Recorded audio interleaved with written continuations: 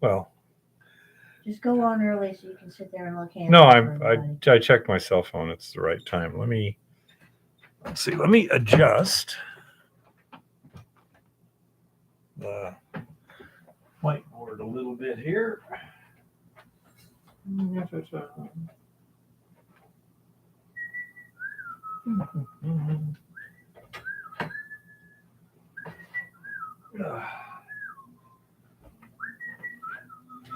Let's see. How's that? Okay. Nope. I'm glad that worked out, David. No Jim. Don't know why. No message. Because he's busy and has a life? Well, we're busy and we have lives too. Okay, that's not too bad. Let's get the lighting up a bit. Okay, that'll work. Okay, well, let's see here. Yeah,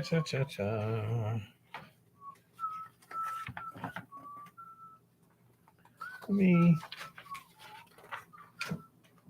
Well, that's not.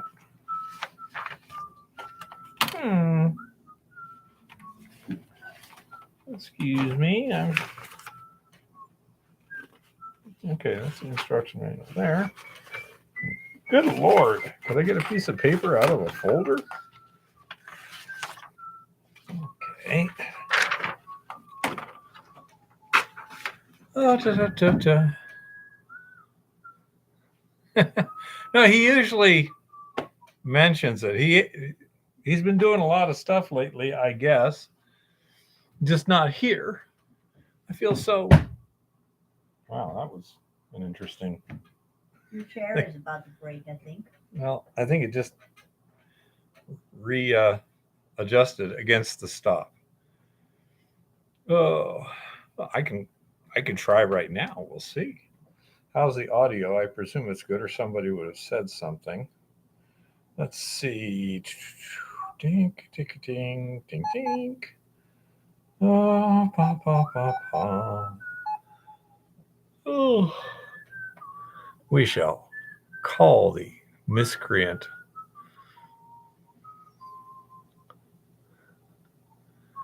Oh.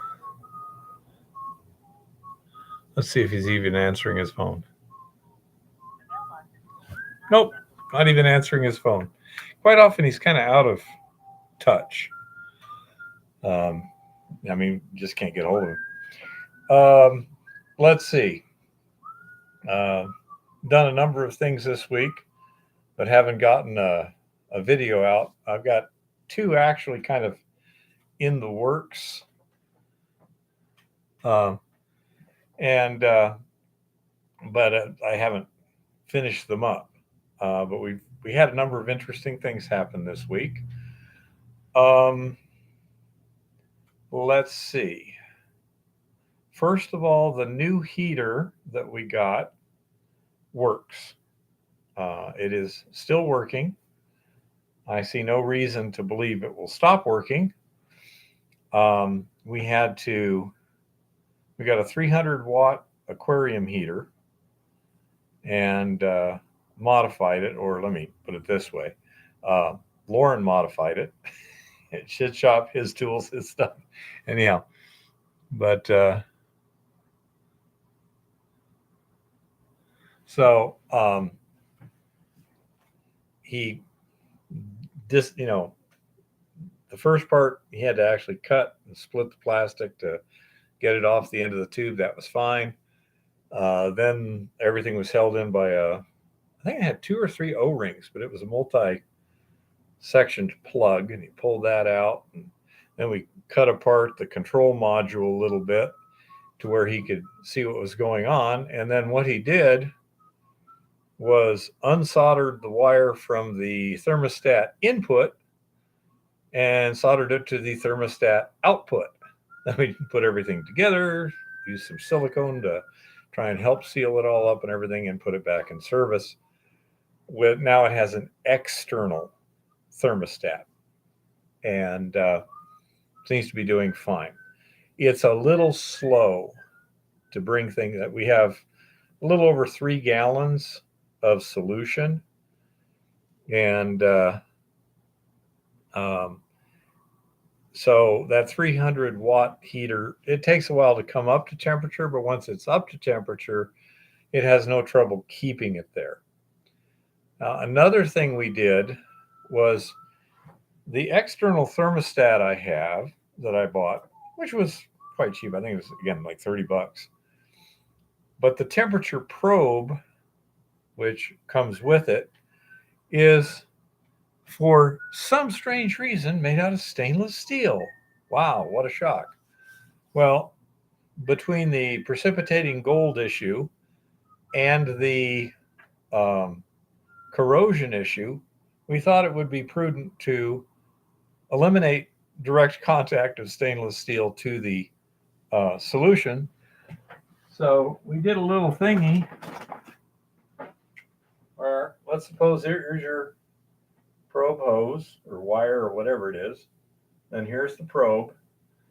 We slathered a little bit of silicone all on that silicone rubber, and then took a piece of heat shrink tubing, put it on like this, then heated it up so it shrunk down, and then wiped off the little extra silicone that came out. Now, it's clear that the response time has been significantly reduced, but not substantially reduced. So the thermostat works fine. And which type sensor is it? I don't know. It's a piece of stainless steel on a end of an insulated wire. Guessing a thermocouple. Don't know. Really have no idea. But it tends to overshoot just a little bit at both ends. I have no idea. What type sensor is it? Well, let me see here. It's got the word bird in it somewhere, but let's see. This is a, oh, wait a minute. Where is that? Huh. There's the 2 heaters. There it is. The Inkbird ITC 308 digital temperature controller. That's all I know. Inkbird, what a silly name. Yeah, it is kind of a weird name. Hey, Scotty, how's it going? So anyhow, I say it's overshooting top and bottom just a little bit more than it was before, and so it worked adequately. I mean, instead of maintaining the temperature within, plus a half a degree, minus 2.5 degrees, it's now plus 1.5 degrees and minus 3.5 degrees. So basically, because it's got the extra coating on it, it takes longer for the temperature change to get to the probe. It's not causing a problem. Okay. The I say the heater is a little bit slower, but because it's got that glass tube that it's encapsulated in, when it shuts off, the heat tends to go higher than it did before. Again, just a couple degrees, not a problem at all.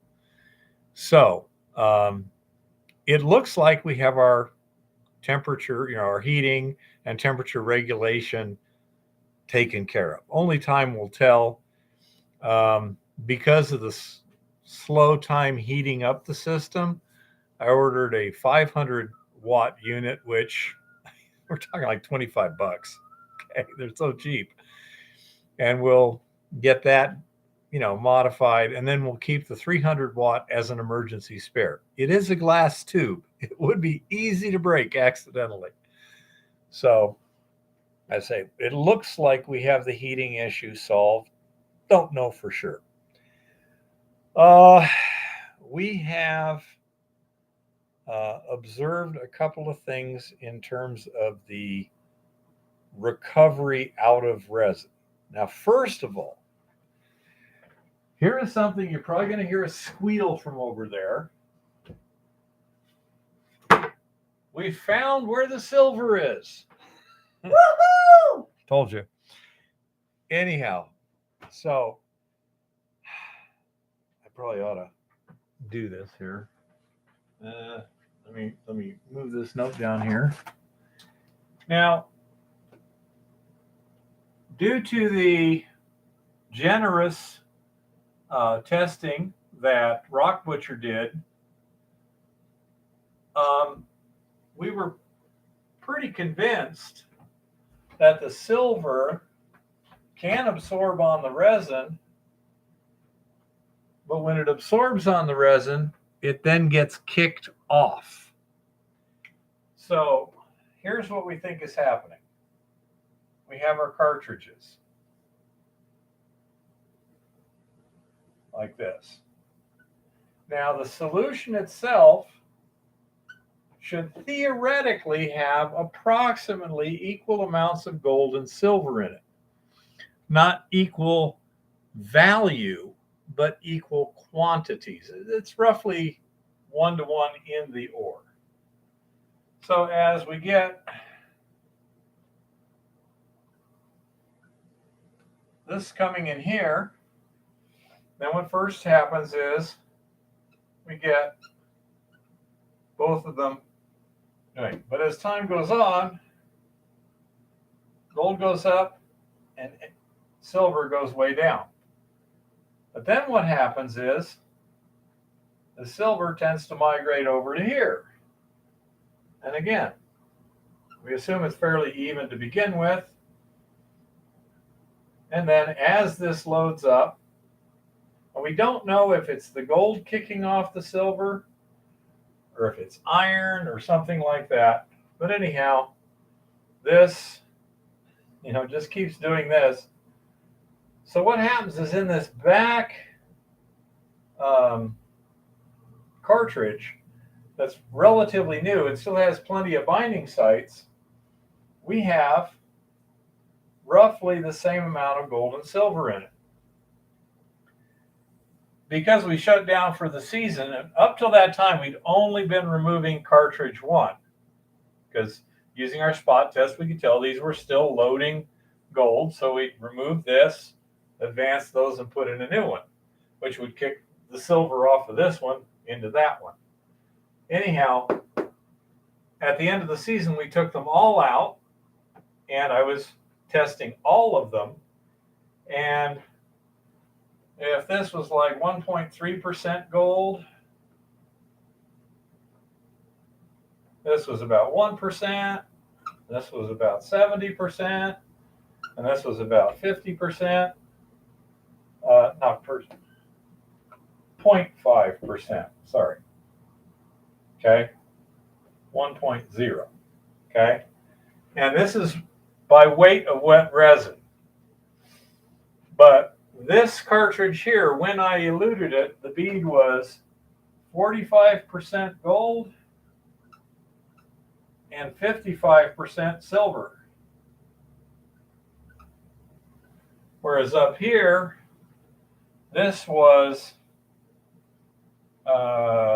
85, well, actually more like 87% gold. And that would be 13% silver. So, thus the mystery of where the heck is the silver going is a term. My guess is a lot of silver is still in the pregnant solution. By switching this out fairly rapidly, instead of advancing like this, take this one and advance from here and leave that one at the end, we can probably get it loaded up a little more with silver, or just change it out each time and keep stripping it. But anyhow, the silver is going down to that last one there.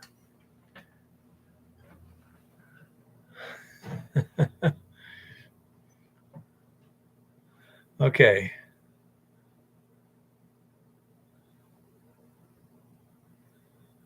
It's not a big problem, Chris. It's well within operational comfort zone. Um, well, I understand what you're saying, Chris. Um, maybe just add a little chloride, a little salt might do it. But anyhow, this is what we found out is happening in the cartridges. Okay. Now, what I also found out was when I was eluting that cartridge, the deposits in the cell did not look like gold.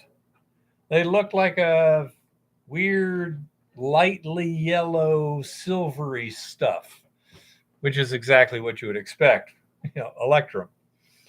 So it looked exactly like what you expect. On the copper test strip, it was also coating it more with a loose um, black material more than the yellow gold color stuff that it did before.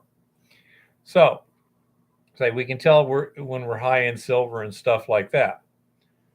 I just started testing some some resin that I had already eluted but not tried to re-neutralize, and I was getting again what it appeared to be quite similar sort of deposits. Maybe even, would you say is even less yellow? Yeah. Okay. I would agree. It was even less yellow. Not near as much, but apparently the gold likes to strip first. Okay. Now, due to Gabe over there at Purolite, with their resin, after stripping in an acid solution, you're supposed to put it through a basic solution to change it back from an acid to a base, because when you put it into a basic leach solution, it's going to cause problems. Specifically, if it's a cyanide solution, it's going to generate hydrogen cyanide gas, which is considerably undesirable. Okay. So when we were first doing this stripping, I was stripping and then soaking it in 2% sodium hydroxide, and um, it was neutralizing a lot of acid. It was taking a lot of sodium hydroxide, but we had a sample of max water and a sample of Purigold that had been eluted and then neutralized. And I took and put 1 gram each in 1 liter. Where is it? EGX? No, let's see. And 1 liter of solution on the bottle roll. I don't know if you can see the resin in there on the bottom. Well, there it is. There's the resin. And bottle rolled these to see whether or not the resins were again able to gather gold. The answer is yes, they were. Apparently, that process regenerates the resin sufficiently to allow them to reacquire gold in roughly the same quantities they did originally. We don't know whether it allows them to recover silver. No, we don't. But so it appears at this point that we can strip the resin, neutralize it, and put it back in circuit again. This is a good thing. First of all, whatever residual gold may still be in the resin, we don't need to worry about smelting it down and getting it out that quickly. It's something we can put off till later, because each cycle it just stays there. eventually, and it may be hundreds or thousands of cycles, the resin will lose its ability to acquire and give up ions to the point where it's like, yeah, it's better to put fresh stuff in here. But, and we don't know how many cycles we're going to get out of it, but it's not implausible at all that it will be dozens to hundreds of cycles before we need to take the resin permanently out of circuit, strip the bejesus out of it, then ash it down and smelt it. Eva really hates Yeah, someone tells smelting me that it may stuff. become explosive by that point. It's And like, I mean that word literally. yeah, we're not sure why, but clearly the resin, when it comes out of the leaching circuit, you dry it, you smelt it, it's reactivity here. When you elute it, dry it, and smelt it, the activity is up here. When you elute it, elute it, and then neutralize it and dry it, then its activity is up here in the smell. It just the crucible is just churning and stuff like that. It's a real pain in the butt. It does ridiculous things. Even when she ashes it first, it gets more and more reactive in the crucible. And it makes that really cool fiber when I ash it. I want to find out what that shit is. Yeah, well, we'll worry about that later. But anyhow, it's one of those things that is best if you can simply avoid it. The plan at this point, the new stripper I've got, which unfortunately I still have to keep a little bit confidential, uses the cartridges as is.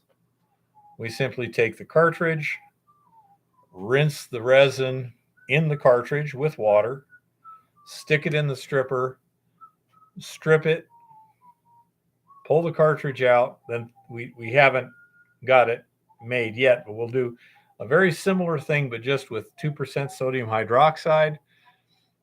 Run that through there till it's neutralized, and then rinse that, and it's ready to go back to work.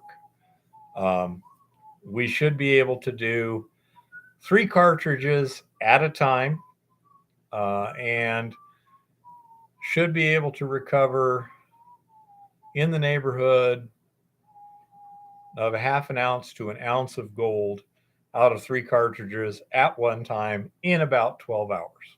Okay. So that is the basic and plan. Silver. And there's going to be some silver and stuff. Yes. With this particular mine, financially, the silver is inconsequential. At a different location, it might not be. This brings us up to another point. We have noticed that a variety of normal materials in the stripping circuit will precipitate the gold and silver directly with no electrical charge being added. And so we're going to be doing some tests to see what materials are best and if any of them are particularly selective. For example, if we had the stripping circuit working and we have this mixed gold and silver it's hard to do. Mixed gold and silver solution coming out. If instead of a resin cartridge, this was a recovery cell that was optimized for gold, and then this one was optimized for silver, can we basically get gold there and silver there, or vice versa? Either way, I do not know. We will find out. I say it's the materials that are needed are not unusual at all. For example, remember the heating element was a stainless steel with all the gold stuck to it? Yeah. You may notice in the thumbnail for this video, or this view from the penthouse there, you saw something that looked like perforated stainless steel with gold on it that looked amazingly like the heat shield on that stainless steel heater that failed. As a matter of fact, it looks virtually identical, except that it's two pieces instead of one, and it's been flattened instead of being two semi cylinders. Gee, I wonder how that happened. But yeah, we're finding out that there's a number of ordinary materials that are highly likely to be able to be put in the recovery cell, and you don't even need electricity. Gonna test soda cans. Shh, it's all secret. No, we're not going to test soda cans. It's a bad form of aluminum. One side's painted, the other side's lined. Yeah. Oh, come on. Nah. Aluminum foil would be better, but still it's too thin because you're probably going to have to pickle it a little bit. Just go get some thin aluminum sheet and hit it with a lapping wheel first and then drop it in. But anyhow, say we're going to be testing those things. We have found out that if you are using an electrolytic cell with a carbon steel anode and a stainless steel cathode, you get a lot of iron in the cell debris. The stuff that you scrub off the electrodes and that settles in the bottom of the cell, etc. It's magnetic enough that a rare earth magnet will stick to the bottom of a beaker which contains said debris. Not hard, but I mean, it will literally stick. And what were we getting on that last one? About 50 or 60% into the smelted bead? Yeah, I'd say so. Okay. So anyhow, we're running like 40 to 50% crud in that debris. On the other hand, when we were using direct cementation, we were getting 95% precious metals from that debris. So it's a lot cleaner also. So again, there's not much we can do right now because we pretty much run through all our resin. I don't know, Chris. I'm liking the direct cementation pretty good. The what do you call it? Oh, you distracted me, rascal! You.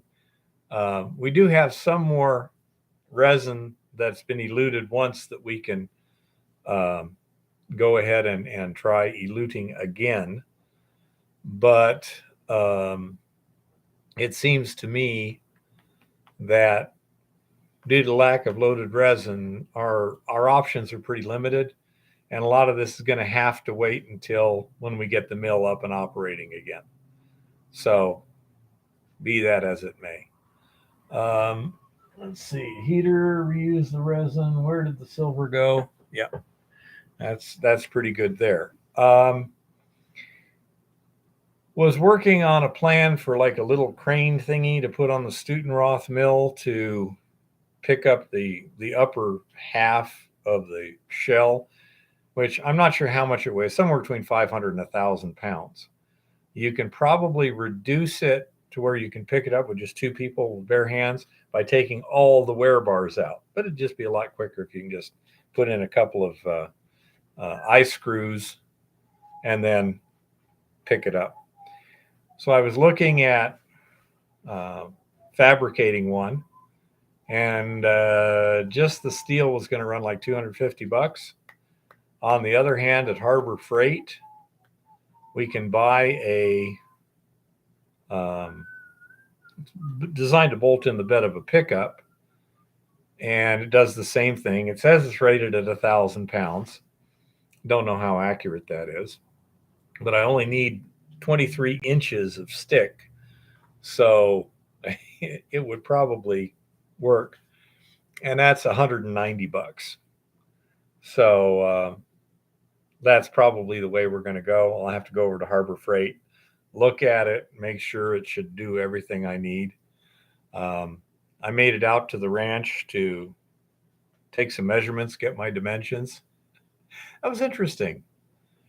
The trip out there, now, as you all know, we've been having snow. Okay. I understand, Chris, but I don't know if it'll be good enough for what we need. But it's only going to be working like once a month or something like that. And only going to have to pick up a weight and swing it, like 45 degrees or something, and then set it down. So say we shall see. I presume it's not really capable of lifting 1,000 pounds safely. However, I say with only a stick of 23 inches, that much. How's that, huh? Can't hardly see it. About this much. Um, it doesn't have to be super strong, and we may very well be able to just do a little bit of reinforcing if necessary. I don't know. That's why I want to look at it first. But I assumed that, well, what at minimum stick, Chris, how much did you pick up and where did it break? What was the failure point of those things? Yeah, I presume it's pretty crappy. It's Harbor Freight. Chinesium. But I say we don't really need a whole lot um, of strength, I don't think. Um,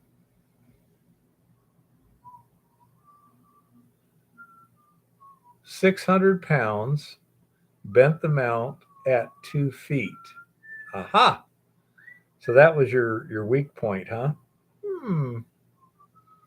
Oh, I'll take a look at that. It wouldn't surprise me. How much stick did you have out on that? How much? Because it's got an extendable boom. How far out did you have the boom at all, or just at its minimum distance? Because we'd always be running at minimum distance. But I don't know. Yeah, that was all the way in. Okay, not surprising. I'll say it would not surprise me that that's the case. Say on the other hand, um, there may be an easy way. Yeah, all I'm talking about, Chris, is two 12-inch squares of quarter-inch plate. One is the mount, others for webbing. One piece of 3-inch schedule 40, 3 feet long. One piece of 3.5-inch schedule 40, 5 feet long. Okay, we already have the boom. We have a piece of scrap steel that'll work fine for that. Um, and that doesn't even count the winch or anything like that. The pulley. That's just the steel for the structure, and that was $240. 200. I think it was about $240. Yeah, let's say so. I'm not. Um, I wouldn't be shocked if, again, this thing wasn't nearly as good as they say it is. I say when Harbor Freight says it'll pick up 1,000 pounds, that's about what I would expect. 500 safe load at minimum stick because it's also got an angle on it. So they may be talking, okay, if you got it angled almost vertically, I say I don't know. If nothing else, we always could take the extra time to pull the wear bars out of the upper casing to lighten the load. Then I know we could pick it up. I think two people could probably pick it up like that.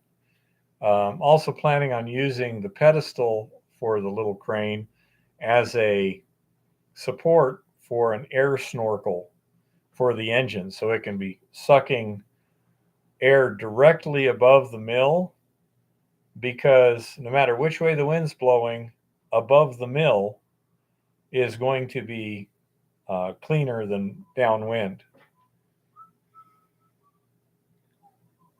How much is a blown rear end at a junkyard? Have no clue, Chris.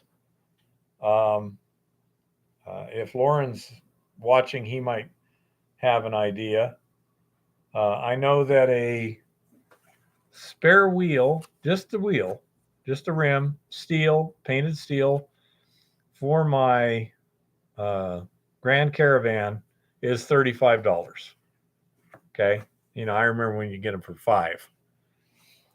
But yeah, we haven't made any decisions yet, but we will be looking at options in a little bit more detail.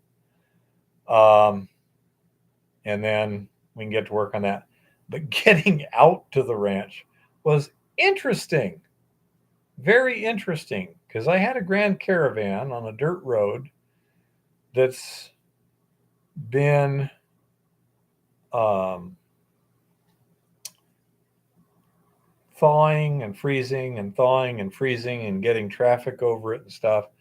And there was one spot, and if Jim was watching, he'd know what it is. It's where he graded some of the uh, bank down a little bit and then over the road and everything to get. Yeah, he did a good job of contouring it. However, snow has this tendency to just soak whatever it's sitting on, and there's not enough, gravel and aggregate in there to really stabilize that soil. So as pickup trucks were driving across, they were leaving pretty good ruts in it. I was driving a Grand Caravan. Now, a Grand Caravan is not noted for its ground clearance. So on the way in, I was trying to put both tires on the, because I went in the morning when it was frozen, okay? Because otherwise I probably couldn't make it. It would have been too. So I just been stuck in the mud probably. But so I came in at like 9 in the morning, and everything was nice and frozen. So the idea was to just, try and straddle the things by putting the tires up on the ridges. That was a little tough. On the way in, I probably hit the A-frames 2 or 3 times. On the way out, I decided, well, what I'll do is I'll put one set of tires up on the shoulder, the uphill shoulder bit, which was fairly smooth and reasonable slope, and then put the driver's side tires on a ridge. And I wouldn't have to worry about those, just trying to keep this driver's side tire on the ridge. That worked much better, but I think I still banged an A-frame at least once. But yeah, it was kind of interesting in that particular vehicle. But yeah, I don't know, Chris. I say it's a good question, because yeah, you could take basically the wheel at the end, or the end of the axle or whatever, and just One of put a Rand thing. Paul's staffers got stabbed and seriously wounded, apparently. Oh, Breaking news. okay. More political violence from the side that never ever does any political violence, according to the media. It was one of those militant Amish. The militant This Amish. Is obvious. Yeah. I did see something really funny today. They're having riots in Paris, and apparently the Parisians are kind of used to this, because they had some videos of people sitting there at a cafe, eating their dinners and stuff while there's fires through the windows and such. Just like that dog meme. Yeah. And anyhow, some guy either just brought his own keyboard, or he was supposed to provide music for one of these he was out more on the sidewalk or whatever, and he was playing that Bangles song "Eternal Flame." That was pretty hilarious. Yeah, his staff member was brutally attacked and apparently has sustained life-threatening injuries, according to Rand Paul. Well, yeah, but see, he's a right winger, so they're evil and such, and don't deserve to live. Hey, Tricky, how's it going? Oh my God, the suspect has been arrested. Wow, That's unusual. Not usually, because they've usually got some security around them. But anyhow, now whether he'll be charged, that's another question. But anyhow, so let's see. Don't know if there's any other real news of the week from the lab there. Eva, of course, was very happy to see silver. She loves silver. Don't ask me why. I don't love gold either. To me, it's just money, There you go, David. But anyhow, so she was quite happy Uh, and hey, it was an interesting week. We learned a lot of new things this week. Um, since Tricky just showed up, we found out where the silver's going. Um, we're working on a variety of methods of extracting gold and silver from the elution solution, and direct cementation seems to work fairly well and gives a pretty a cleaner result than if you use a carbon steel anode. And if you use a stainless steel anode, then you wind up putting things like chromium or something in the bead when you finally smelt everything, and that's really undesirable. So I say that worked out pretty well. And there's only so many tests we can run because we're pretty much out of loaded resin now. Um, but it's going pretty well. The aquarium heater, suitably modified, seems to work just fine. And I'll be doing a video on how to do that when I get the next aquarium heater. Should be showing up Thursday. So the plan is we'll go ahead and um, do that one like we did the 300-watt one, and then put the 300-watt as an emergency spare. And Professor suspended after writing online that killing right-wing speakers is admirable. yep, I wonder if he's still getting paid. good. I'm I'm glad things are going well, Tricky. I'm glad to see you're here again this week. Make sure we see you next week and the week after. Um, but yeah, we pretty much, at least with Montana B or, I think got all the stuff. Um, all the problems pretty well worked out, I think. We no longer have what I would consider anything that's giving us a problem. It's just a matter of routine operation and in some cases scale up. We just need to increase the size of stuff. Like that stripping circuit, I'm now from 350 grams to 700 grams at a whack. Hey, Shaggy. Oh, there's something else that I should bring up. Now, this is kind of interesting. We have an ion exchange resin, which absorbs ions out of solution. So it's not a surprise that if you put 350 grams of resin into a cartridge and then run it for a while until it's loaded, that it gets heavier. The charge of resin weighs more.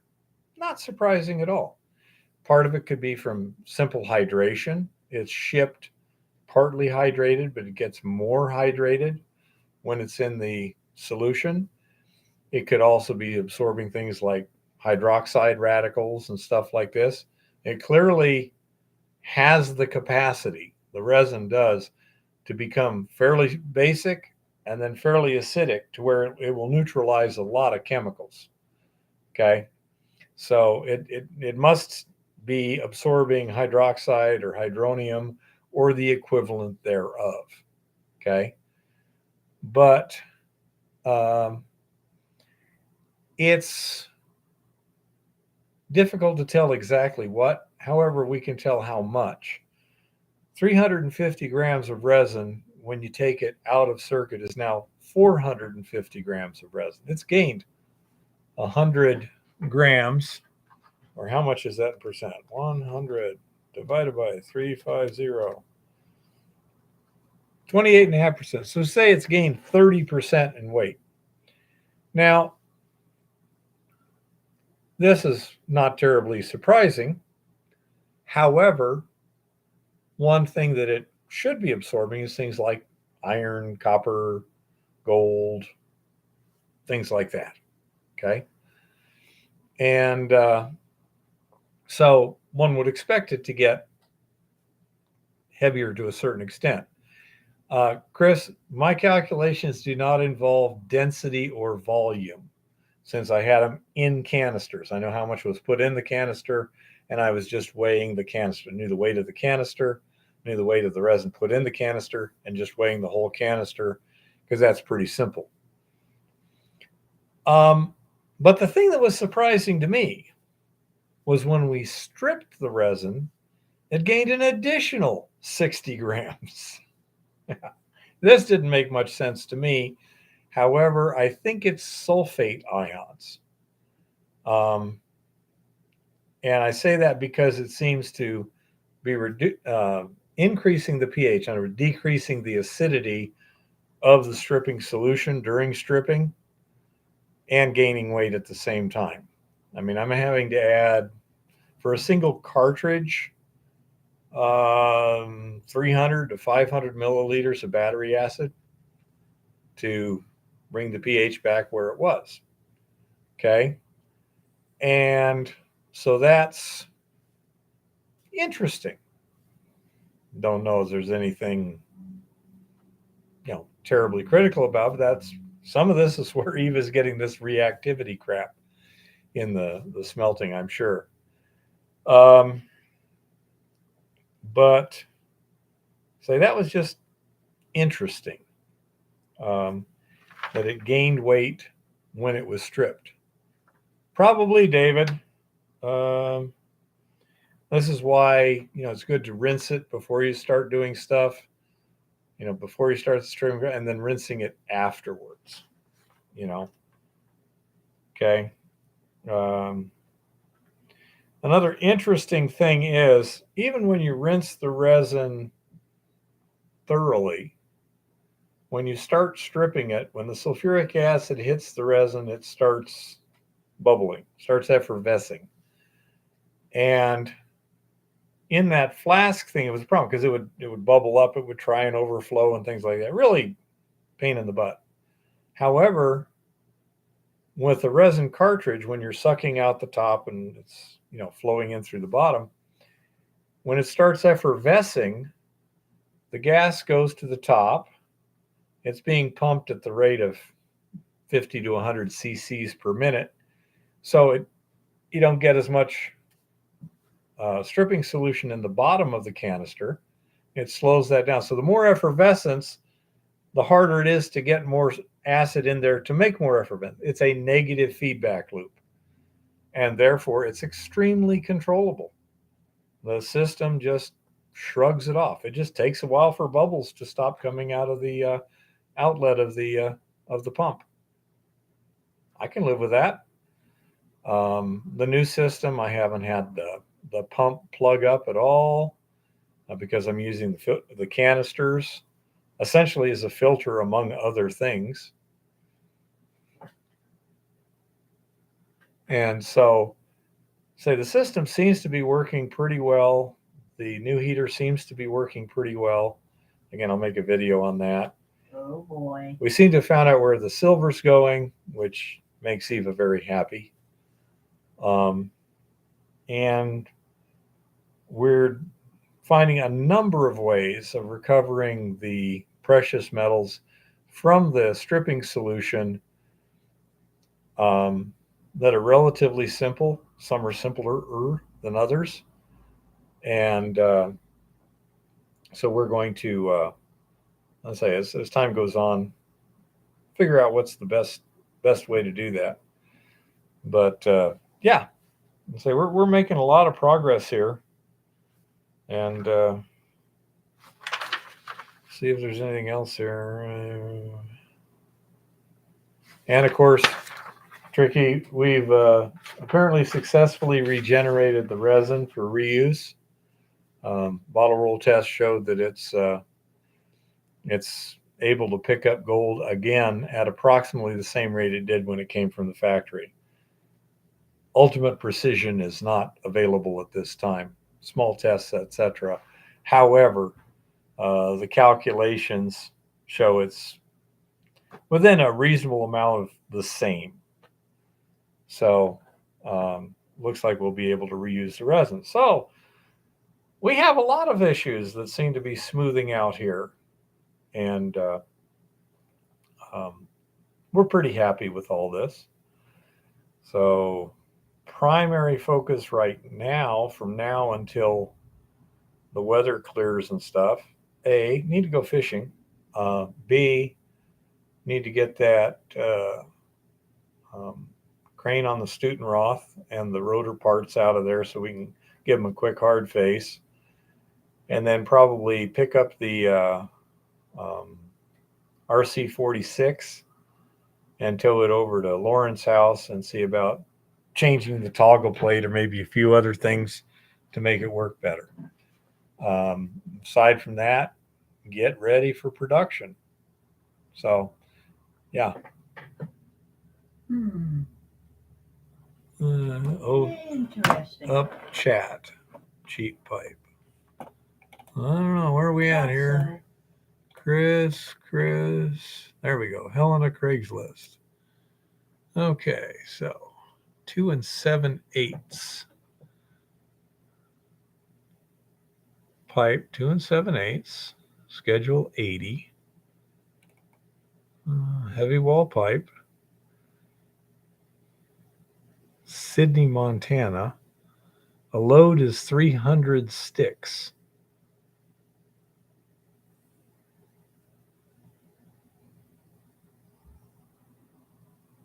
Uh,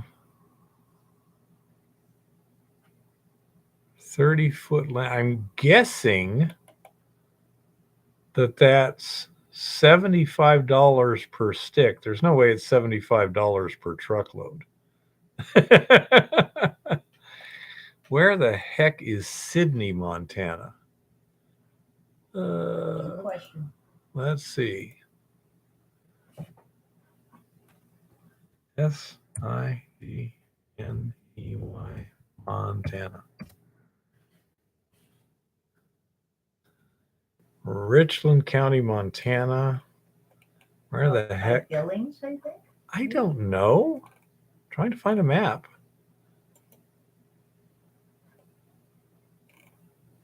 Come on. Scroll out. North Dakota. Yeah, it's out east. It's right by North Dakota. Literally. About middle of state by North Dakota. Not on a freeway. No wonder it's so cheap. Yeah. That's probably from the oil field or whatever. That's pretty good price and stuff, but the freight would kill you. Thank you, Chris. Let's see. How did I get there? Oh, okay. I'm on the wrong tab. What the heck is going there? There we go. Let's see. Where we go? You're right, Dave. That sounds like a Larserism.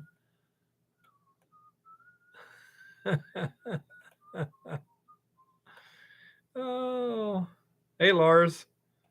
We have Larsisms. Yeah, Lars is. Yeah, he says Sydney is in the Australian part of Montana. Okay. Does that mean they have spiders the size of rats that can run 45 miles an hour? Probably not. Good. Although I did see a fishing video where the guy had a rat lure and had the rear feet were little blades. So when you pull it through the water, they spin. It's like a little rat was just going like crazy. Caught a couple pike with it.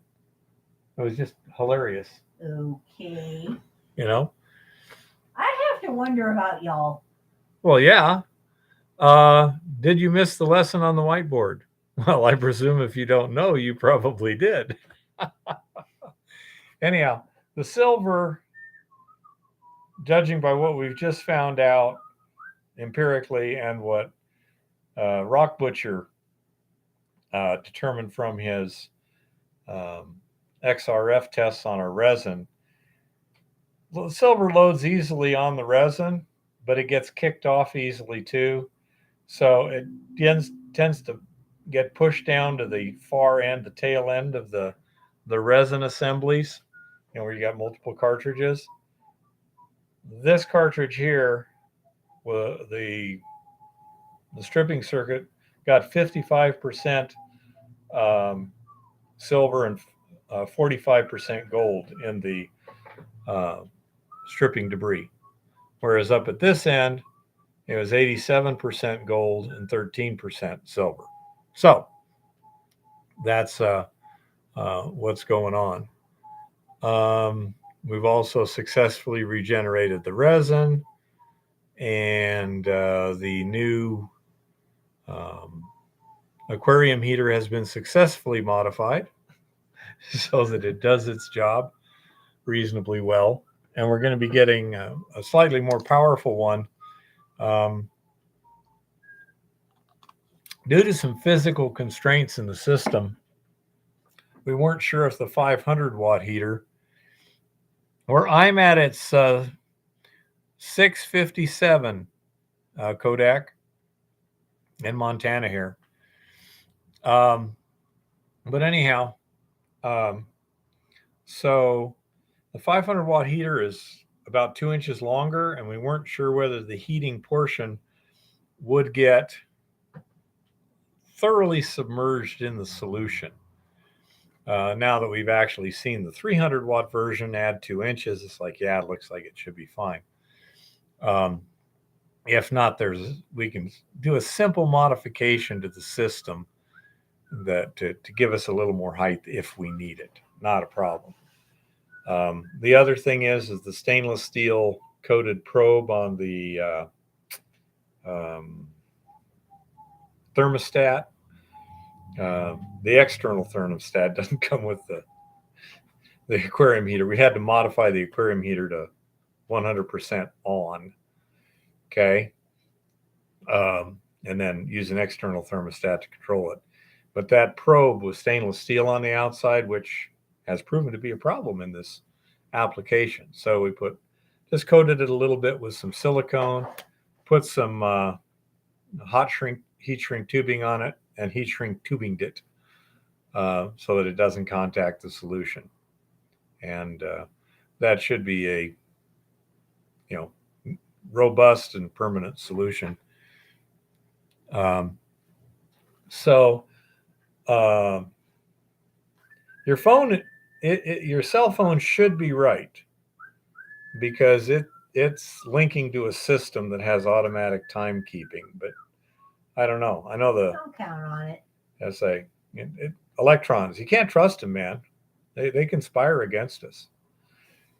So that was a simple modification.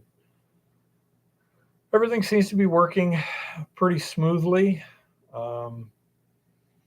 I can clean out the electrolytic cell, get it put back in the circuit, change out cartridges, and get it running again in like 30 minutes. No problem. If I had a separate electrolytic cell and plates and stuff, and another cartridge ready to go, that process would take 3 minutes. The copper test strip thing, when you're getting a high silver solution like this doesn't give you a nice clean gold looking deposit on it. It's kind of a cruddy looking black deposit. So, but on the other hand, when you're done stripping, you get the clean copper again. So it works. Anyhow, that's kind of a quick synopsis of all the stuff for the latecomers. And so I'd say for everyone who got here late. What's important is we're getting silver. Eva loves silver. This is proof of concept here, okay? This is science. Science, huh? Shit. Okay. Anyhow, so that's where we're at. And I get my next Social Security check either Friday or Monday. So I'll be ordering parts for the truck for when my family shows up to swap engines.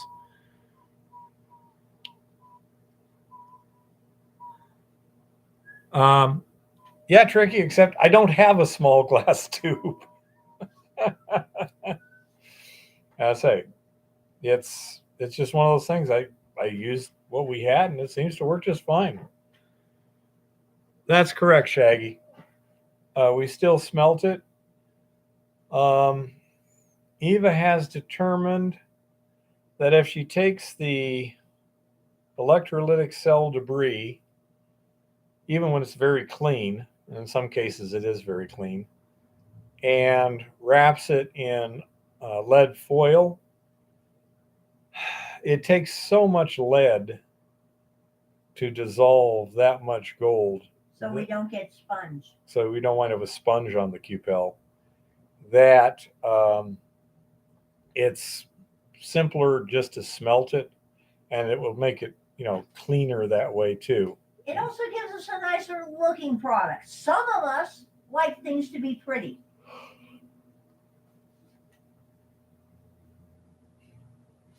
Marketing. Marketing is a good thing. Anyhow, so say when it comes to the uh, refining part, we seem to be in pretty good shape to make good quality beads. And in a real process situation, I don't know how difficult it would be. If we were to get 1 ounce to the ton ore and we could mine it relatively easily, we could be doing like 3 ounces a week. So every other day we'd have to process 1 to 2 ounces of cell debris.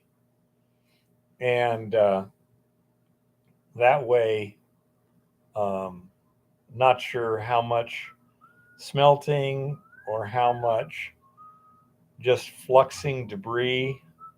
The one thing I like about a litharge flux is you get really good recovery, but then you've got to Qpel it. Whereas, but the crucible is now working properly. Yeah, and the crucible is now working well too. That's another thing. Eva has found out how to make the crucibles work pretty well. Well, the tall ones. I'm still working on the half size. She's working on it. Okay. But anyhow, the tall ones. Yeah. But I say that seems to be working pretty good. Although we haven't. What's the smallest bead you've gotten with a crucible? I mean, what's the smallest thing you've tried? Yeah. 0.10 and smaller. I believe I got one that was like a 0.08. I can easily see them. That's not 0.08. Okay, it's still pretty big for a There, when I'm doing my assays, I always import 1/10 of a gram of silver in my ore assays. So I will get 1/10 of a gram bead minimum. Well, then you'd still have to take that and part it, and then I guess we could use those little Qpels there. Those little Qpels have got to be pretty cheap. I'm not sure. Yeah, those little Qpels, because you do so small things in them, I can reuse those 6 or 7 times. Yeah. I mean, she's got little Qpels that are about this big. Those are what I'm going to be using for assays. Okay, Tricky. Change of topic. Bees. What's the question? I know how to kill bees easily. It's amazing.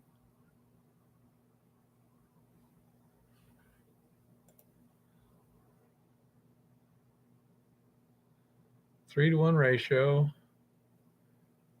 What's the size? Quarter. 100-foot spools. 4-foot piece, $2. That's pretty simple. Okay, let me go ahead and save that one. Thank you, Chris.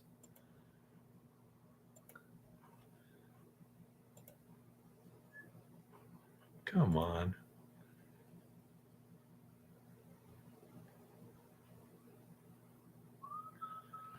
So, what exactly is the question on bees, Tricky? What is the issue?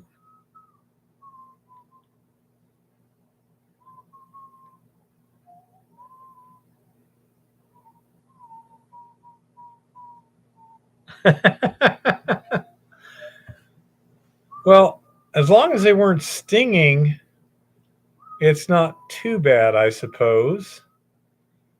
What happened? Tricky says, I was being cleaned by bees for 2 days in the mountains. Lack of water and salts. They were drinking, eating my sweat. Only me and no one else. Are you sure you don't maybe have type 2 diabetes and are sweating out a little bit of sugar? Good question. I would check that one out, Tricky, because everyone else should be sweating salt too. So you might want to see what's going on Or there. any insects going after your pee. Eva says, were more insects going after your pee than other people's. Were more insects going after your pee than others. Okay.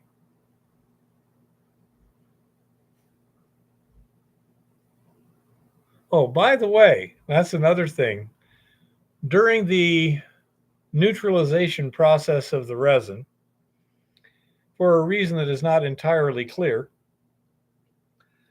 when the basic solution, sodium hydroxide solution that you're using to rinse the resin with and neutralize it is basic, it also smells like fermented urine.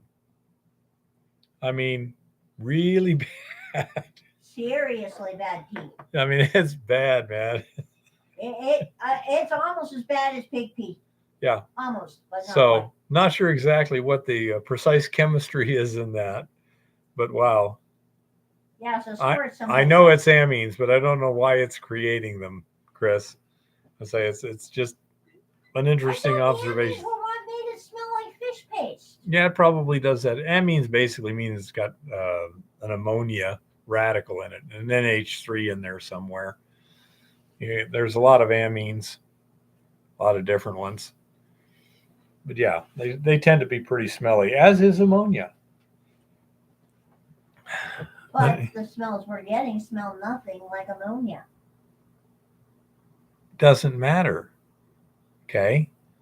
They say they tend to be smelly things. Like mercaptans tend to be very smelly things, but they smell differently. By the way, Tricky, in case you want to kill bees and you don't want to get them really annoyed and you don't want to use chemicals, toxic chemicals, all you need to do is mix up soapy water and spray it on them. It drowns them. They're dead in less than 2 minutes. And they don't put out that banana type stuff that calls other bees. Yep. Tricky says he doesn't think it's diabetes. All the tests are okay. Good, Tricky. Okay. Then I'm not sure what the deal is. But probably something you eat. Yeah. But anyhow, if anyone needs to get rid of a bunch of bees or whatever, they're giving you a problem, just spray them with soapy water. And it doesn't have to be real soapy, but pretty so, like, at least as much as you do the dishes with. But that's about it. You don't need, all you got to, you're breaking that surface tension.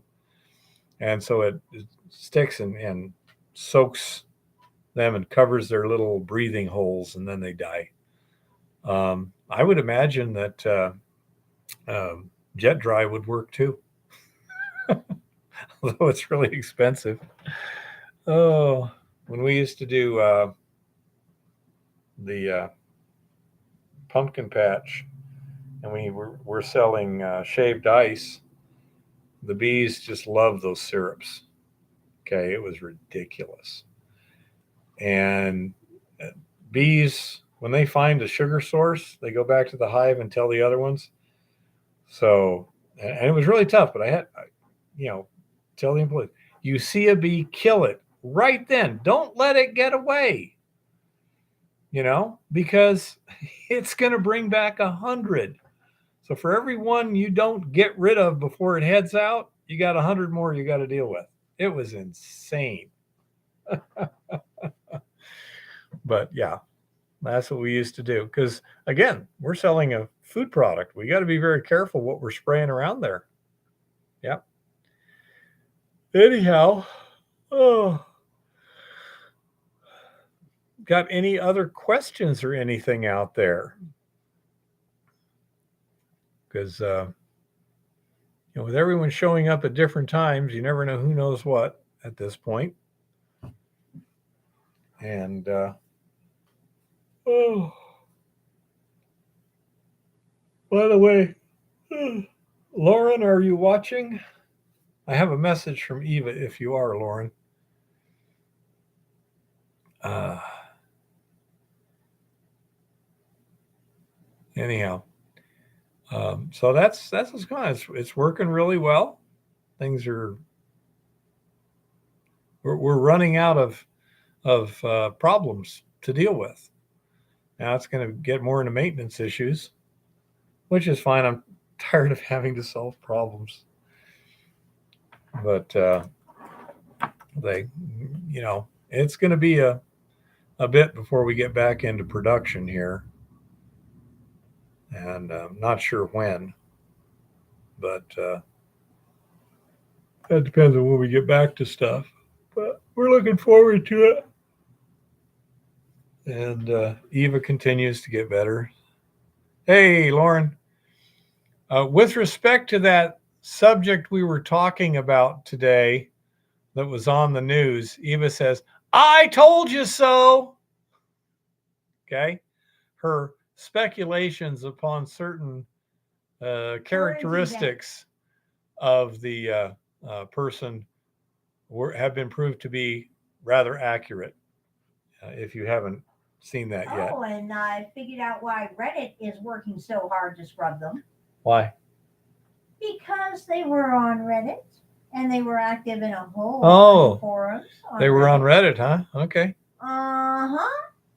And they were active pretty much in shaggy. all the forums. Pretty much shaggy, but I say we still got maintenance and repairs to do. Lauren is keeping an eye on the fishing there, and when the lings start biting, he's supposed to call me up, and we'll get out there and try and get a few for the table and have some fun while we're at it. And maybe he can catch a big pike this time. Well, that was a nice one. That was frustrating when you just know that there's almost no chance to get it on top of the ice, but it's sitting right there with this little teeny hook in it. It's essentially like a dry fly hook in this big ass pike. Oh, it was. So that's the only pike I've ever seen in the wild. And I mean, I was looking at it. I was on my knees on the ice so that I could help out if needed. And because we've been fishing there a little bit, the water had come on top of the ice. So it was like kind of it was a window pane, but it had flaws in it. It wasn't perfectly transparent, but it was transparent enough, no problem. And it was just right there in front of me. That was way cool. I'd say that was a blast. Oh, anyhow, so, and while Lauren's here, I want to thank him again for all his help in so many ways this winter. He's been, without Lauren, we couldn't get squat done during the winter. So he's very, very important to the effort. And then, of course, we're using his van while we get the truck fixed and everything, and that's also really important. So I say, just want to thank him very much. And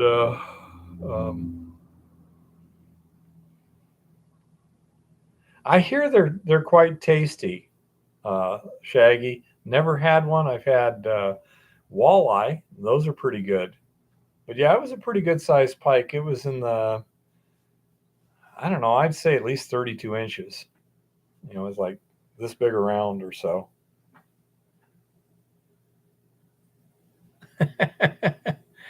I don't think they're quite that big, Lars.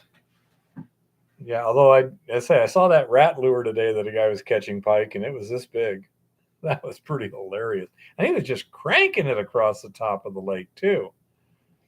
I thought it was what he was doing was just it didn't look natural. I don't think a rat can swim that fast. I think if he'd have gone slower, it would have looked a lot more natural. Maybe the pike just want to slam something moving fast. I don't know. Whatever. And so that's what's up there. How's the road to your mine, Lars? Is that in reasonable condition? Do you get in and out now, or is it still all messed up? Yeah, some fish do, David. I say some fish. It's the most ridiculous presentation you can think of, and yet they will just slam the hell out of it. You know, crap. How did how's the portal? Was that stayed sealed and everything, so you don't have to dig out debris again, or is it just debris outside the portal, or how did that work out? Because that was pretty unpleasant, you know. No, John. I'm not sure why. It could be that we're actually dissolving some of the gold, but the copper is then redepositing it from the elution solution. I haven't spent much time on that recently.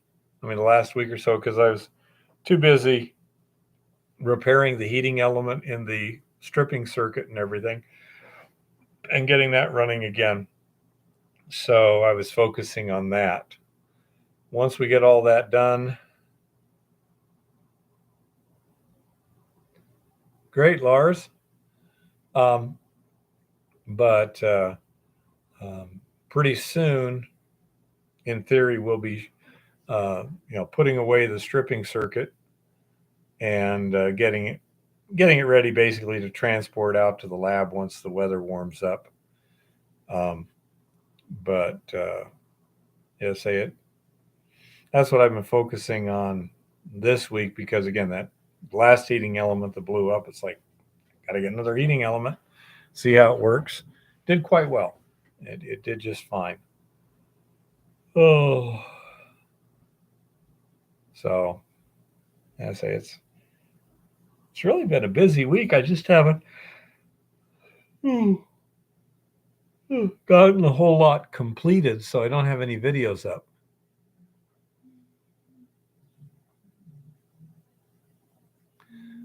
That's correct, Paul. My brother was just out fishing in Hawaii with his son. His son has a boat over there. And, sometimes they're trolling at like 17 knots, So they had 2 hits by Wahoo, but one clearly didn't get the hook, but it did smack the lure pretty good. And the other one, they think it might have hooked up for a second, but then lost, came loose. But yeah, Wahoo are well known for hitting lures at 14 to 18 knots. It's just insane. But apparently, to some extent, you can pick which species you're targeting by the speed you run your boat. At certain speeds, you're going to pick up certain types of fish. And what did Randy say he caught? A green spot trevally, something like that. They're not very big. I think the state record was 17 pounds, but he got a 12-pounder. Yeah. Rum and Pepsi. Yeah, could be the Pepsi. Not sure exactly what the metabolic end of rum is. Rum tends to have some sugar in it, but alcohol, when alcohol is metabolized, does it turn into a sugar, little one? Do you know? Um, it does not turn into a sugar. It is a toxin. So Yeah, basically, it's broken down into it, something. it breaks down into a sugar, but it does not. I'm not sure exactly how to explain this to you. It breaks down into a sugar, but it doesn't behave like your average carb. Yeah, so apparently it breaks down as some kind of sugar. That may be it. It's a you're making a sugar that your body doesn't metabolize. But it's a toxin, so it gets expelled as rapidly as possible. Like through the sweat glands, maybe? Yeah, alcoholics will sweat booze. Most indeed. Okay. You ever get near a drunk on the street? That's why they smell like booze. It's not in their breath usually, it's often in their sweat. They could be alcoholic bees, Tricky. How much rum were you drinking? At that speed, you can snag a surfer, huh? Don't light a match. Smoking and drinking can be bad for you, huh? Oh, anyhow, yeah. So we're having a lot of fun, getting a lot of interesting results, and going from there. Oh dearie. Oh goodness gracious! I don't know why I'm so sleepy.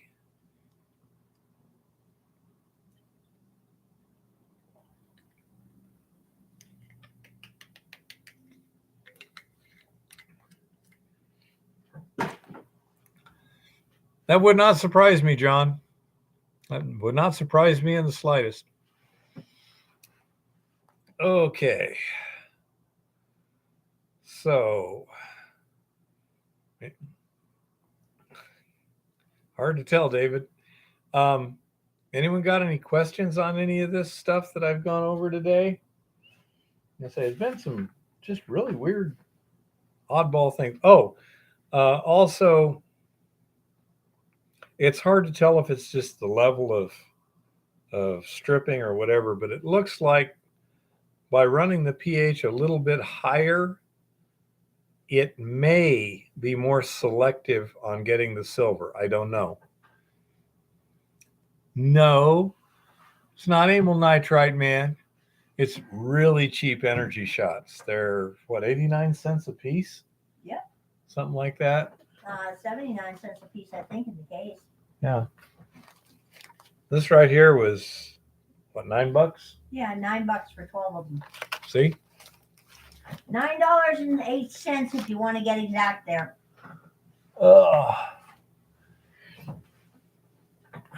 So I'd say that's another interesting thing. Say, depending upon a number of factors, we may do a number of things, but pretty much going to have to wait until we get the mill running again for most of these. Let's say so. Now we switch over kind of to maintenance items, then get that truck running, and then, well, nasty waddle here. Get that truck running again, and by the time we were there, it was less than 2 months now. Mid-May, let's see, it's the end of March, so we got April, mid-May. Yeah, we only got about 6-7 weeks now till season opens. No, John, I'm just trying to stay awake. Oh, it's what, 7 o'clock? I got another 5 hours before my bedtime, which is midnight. If I get to bed at midnight, I'm usually awake naturally by 6 or 7. Don't know why, but that's the way it is. I guess you get older, it's fairly common to sleep less. But the other thing is, I'm not getting much physical exercise. I suspect come the season, I'll probably be sleeping a lot better because I'll just be working a lot harder. Mm-hmm. That's my guess. We shall see. Of course, it may be harder to sleep after being chased by a grizzly bear or something. I don't know. We'll see how that top of the hill goes. That could be fun. I hope it's fun. I hope we find some good stuff up there. Well, I'm actually hoping we don't get up there until about a month after the bears wake up.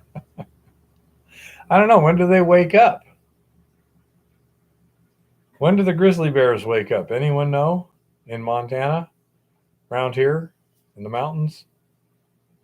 Any idea? Not sure about Montana. I know in Maine they were waking up early April. Early April in Maine, huh? Yeah, late March, early April. Sounds about right. I mean, it's fairly warm right now. It'd be easy for a grizzly bear to be frolicking around. And there's no more frost, huh? Well, that might be a while if that's the criterion. Let's see if we got a thing.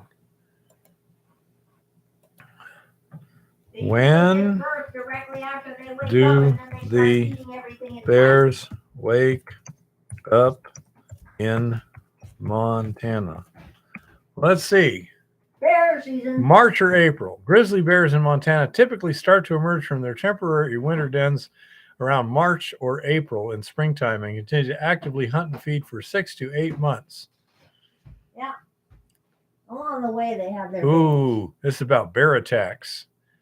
Bear attacks in Montana. 8 things you need to know. Okay. Montana is renowned for its glorious outdoor scenery. Blah, blah, blah. Let's see. And bears. Bear attacks in Montana. Okay. Are there grizzly bears? Yes, there are. How many have occurred along the Continental Divide includes Glacier Park, seen 11 fatal bear attacks in the last 50 years. 1 every 5 years. We'll try not to be one of them. Probably more than that now. Ooh, as for Glacier National Park, there have only been 10 bear-related fatalities in the history of the park, all since 1967, when 2 young women were killed the same August night during what was subsequently called the Night of the Grizzlies, and prompted major changes to park bear policy. Yellowstone, there have been 8 fatal maulings. Where are attacks most likely to happen? The grizzly bear is the official animal of Montana, and it usually resides in the western part of the state. Glacier, Yellowstone, Denali, Glacier Bay, and Katmai. Well, okay. So Glacier and Yellowstone. What are the reasons for the increase in bear attacks? More bears, more people?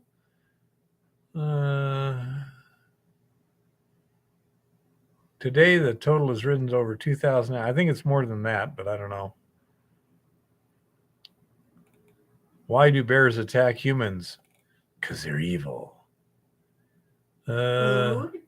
Bear is protecting her cubs. Bear is defending its food stores.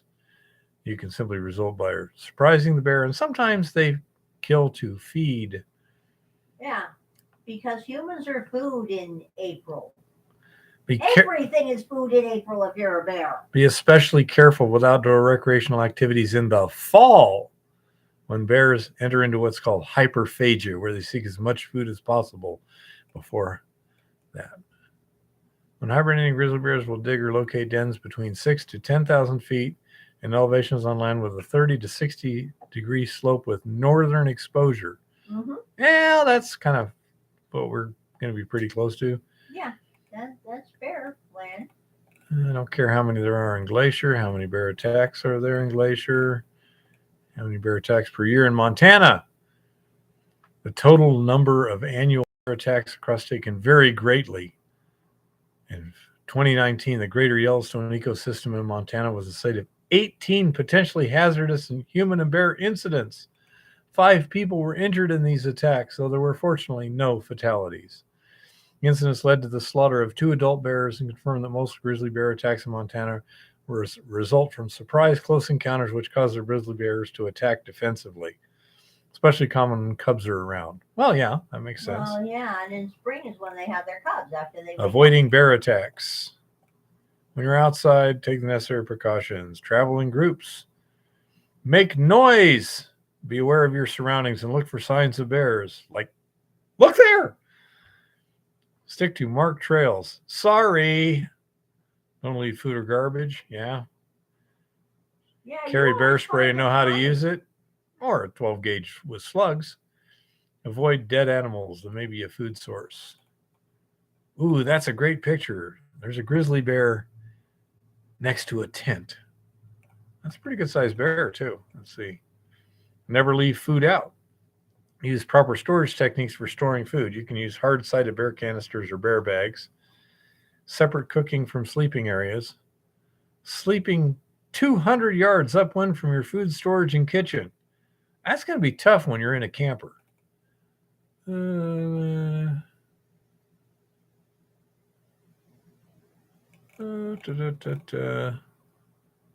Okay.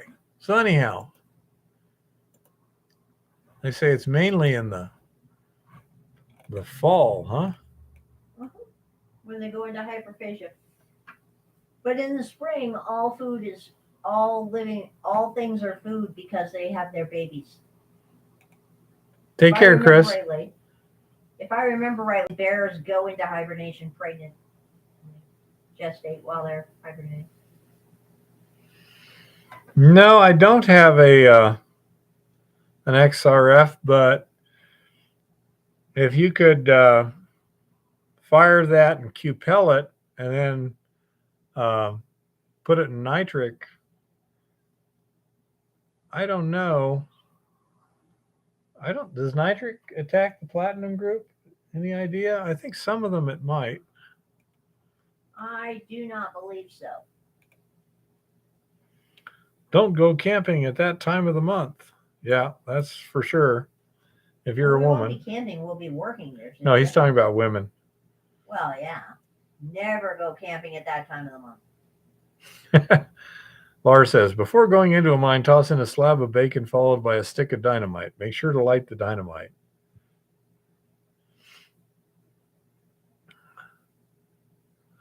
You want to see bears cook bacon.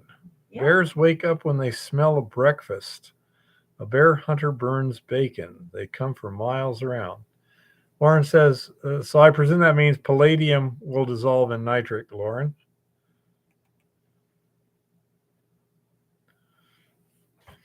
Yeah, so we're going to have to be attentive at the top of the hill. Gold and platinum are impervious to nitric acid. Yeah, he said yes, palladium will dissolve in nitric. But I said we're going to have to be cautious there. And one of the things, there's no way we're going to be able to get all our foods and food scents away from the camper, but we can lock everything up. The cooler should be locked in the front of the camper. Yeah, as I say, we can lock everything up, but the camper kitchen should always be closed. And the camper kitchen closed when we're not using it. Yes, I know that, little one. But and yeah, like they said, don't cook bacon. Okay, so we don't take bacon with us, huh? No, bacon is a #1 bear attractant. Man, maybe we should go downhill and throw some bacon out. Yeah, nitric acid is pretty good at dissolving almost anything except precious metals. It's pretty aggressive. And I think I'm being stalked. Perhaps it's a grizzly bear. You're welcome, Lars. And well, if you ever hear me use your given name, you know there is a bear in the area. Or you can just say, there's a grizzly bear. No, I will use your given name, since I never, ever use your given name. Well, yeah, but that's kind of a code phrase. Hi. You know me, I'm old. I might forget about the code phrase. Yeah, you might forget that I have never, ever called you by your given name, period. You're not even doing it now. I don't. I simply don't use his given name. I may refer to him by his given name to somebody else, but then I will immediately turn to him and use his nickname. Hi, Patrick. Hi, David. Hi, Lars. Hi, Lauren. Hi, Shaggy. Well, it has been a fascinating week, wherein we learned today that President Biden has an entire freezer full of chocolate chip ice cream up there in the residence at the White House. He told the press today when he came down to talk to them, supposedly about certain events, that the only reason he came down was because somebody told him there was chocolate chip ice cream down there. They all laughed. And then he said, "You think I'm joking? I have a whole freezer of it upstairs." And they laughed some more. And then he called for more gun control and, bans on assault weapons and blah, blah, the usual.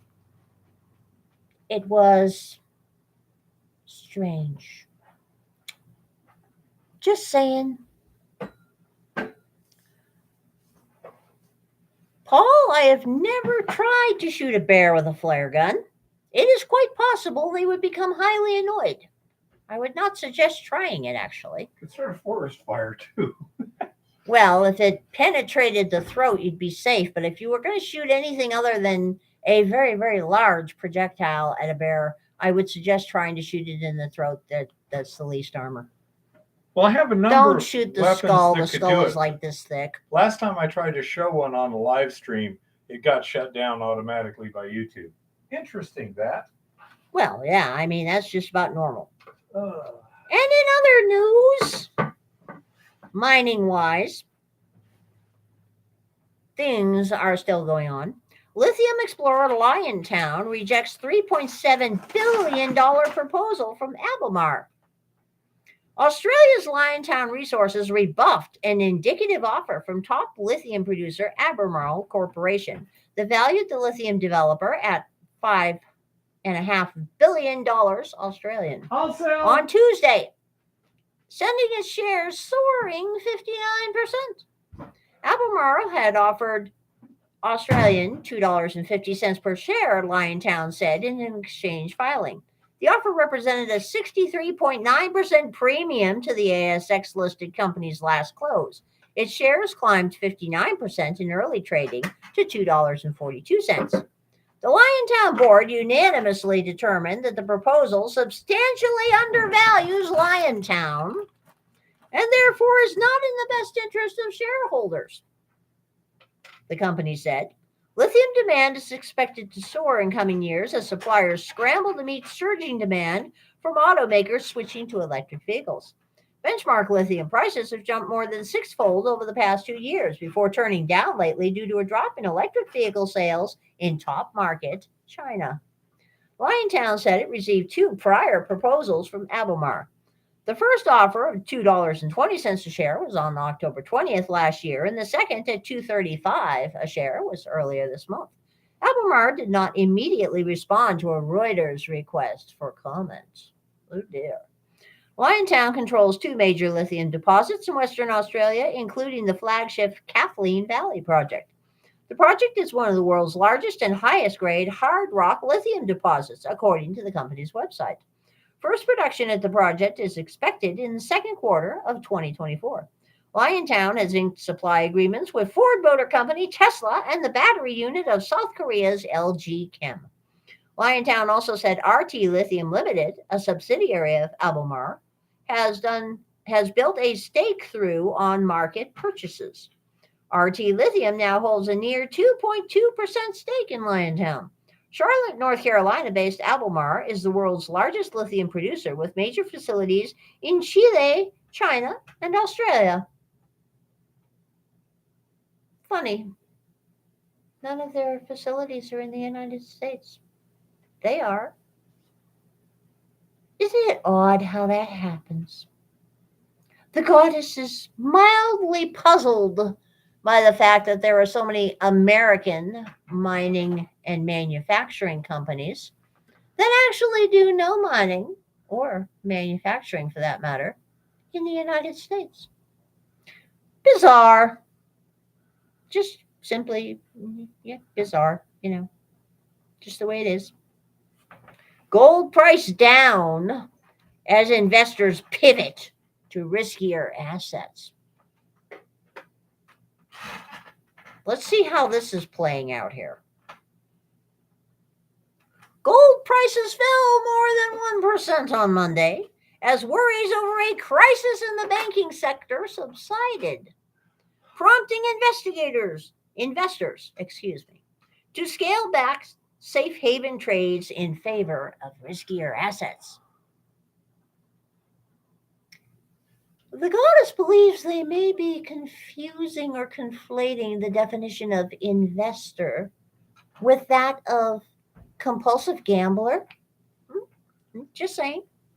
Spot gold dropped 1.2% to $1,953.36 an ounce by 12:30 Eastern Time, nearly the lowest in a week. Gold futures also lost 1.3%, trading at $1,958.50 per ounce in New York. There is a sense of calm in the markets and a flight back into some of the risk-on assets, and all the safety trades like gold are starting to sell off. Philip Steibel, chief market strategist at Blue Line Futures in Chicago, told Reuters. A buyer for Silicon Valley Bank's deposits, wow, wonder where that name came from, and loans helped Wall Street's main indexes open higher, sending gold further below the 2,000 mark breached last week. Much of the rally on the gold market was really short covering, Streibel said.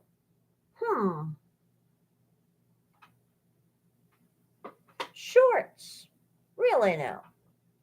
Adding prices were likely going to continue to come under pressure. Recent banking sector stress and the possibility of a follow-on credit crunch bring the U.S. closer to recession. Minneapolis Fed President Neil Kashkari said. However, central bank officials said there was no indication financial stress was worsening.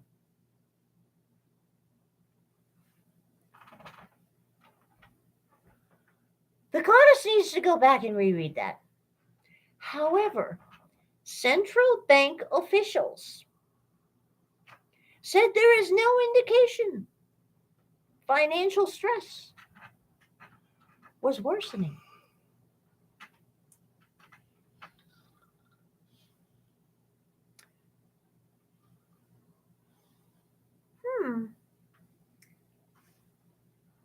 Perhaps all of the absolutely horrible charts that the goddess was looking at on Fred and elsewhere were accidentally posted upside down. Yeah, that's it. They were accidentally posted upside down. Okay. After kissing the psychological 2,000 mark last week, bears exploited this resistance to attack. Appetite for the precious metal has also been dampened by a stabilizing dollar and mixed signals on monetary policy from the Fed, said Lukman Otunuga, senior research analyst at FXTM. Last week, the U.S. Federal Reserve indicated it was on the verge of pausing further increases in borrowing costs, boosting non-yielding gold's appeal. Well, now that we have established that Reuters and the central banks and the Fed have either totally succumbed to our current mass psychosis attack or are being pathological liars, on to other news. No news to see, nothing to see here. Absolutely nothing to see here. And by the way, there's also absolutely nothing to see if you try to buy gold or silver on a lot of the popular online websites, unless, of course, you feel like seeing pre-order for 2 months from now or shipping delays of, let's see what the shipping delay is here, 3 to 5 days to 2 to 5 weeks, or sold out, just little things like that. I mean, it's nothing major, of course, but we shall see what we shall saw, as they say. Americans fleeced again in another round of bank bailouts. Oh, This is obviously fake news. Yellen the felon assured us that these actions are not bank bailouts. But in the odd event that they are bank bailouts, let me see if I can get to the article without having to look at that thing.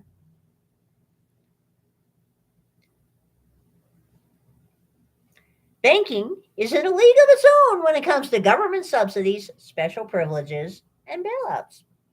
There isn't a vestige of the free market left when it comes to the country's financial sector. Central control goes way beyond the fact that the Federal Reserve has been fixing the price of money through interest rates for the past few decades.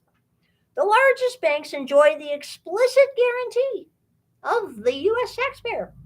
They are designated systemically important banks, SIBs, deemed officially too big to fail. What was that dude's name? Oh, let's see. Barack?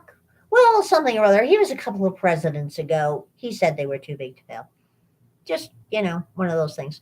Bureaucrats invented the SIB designation during the 2008 financial crisis, when fraud and mismanagement in real estate lending threatened to destroy many of the institutions lining Wall Street. If the goddess remembers appropriately here, the whole real estate bubble began in the first place because government regulations required that loans for houses and mortgages be given to persons who could not afford to pay them. Funny, that's happening again now, but we're not talking about that, of course. So the feds told the banks, you have to give these loans out or you're going to get in all kinds of trouble. So the banks gave out the loans, and of course the loans got defaulted on, and then we had a real estate bubble, and then the banks got blamed, and then the banks got saved. Okay, well, that's just neither here nor there. Now it appears regional bankers have joined this protected class. When the Silvergate, Silicon Valley, and Signature banks blew up, Janet Yellen stepped into the breach and declared, no more! Officials will not allow any bank to fail if its collapse represents a risk of contagion. But Yellen the felon also said she'd be playing favorites, by the way. So something tells me that some banks will not be considered a risk of contagion even if they are. And other banks won't. The only bankers left to worry about consequences for the decision they're making are running the smallest and least significant banks. American taxpayers have once again been pressed into service, defending the way of life of those at big banks. Yellen has offered her assurance that banks, not citizens, will pay for programs like expanded deposit insurance through increased fees. She just assumes people are too dumb to figure out at the end of the day, average citizens are always on the hook. It is worth reviewing what Americans got after the last round of bank bailouts and the regime of persistent subsidies to the financial sector since 2008. It turns out they paid to transition banks into something a lot less useful in the economy, but they're somehow just as likely to collapse and need another bailout. The Federal Reserve took interest rates to zero and kept them there, giving banks access to essentially free money. Banks borrowed from the Fed's discount window or took depositor funds and used this money to buy treasuries or mortgage-backed securities with yields. Then they pocketed the interest rate spread.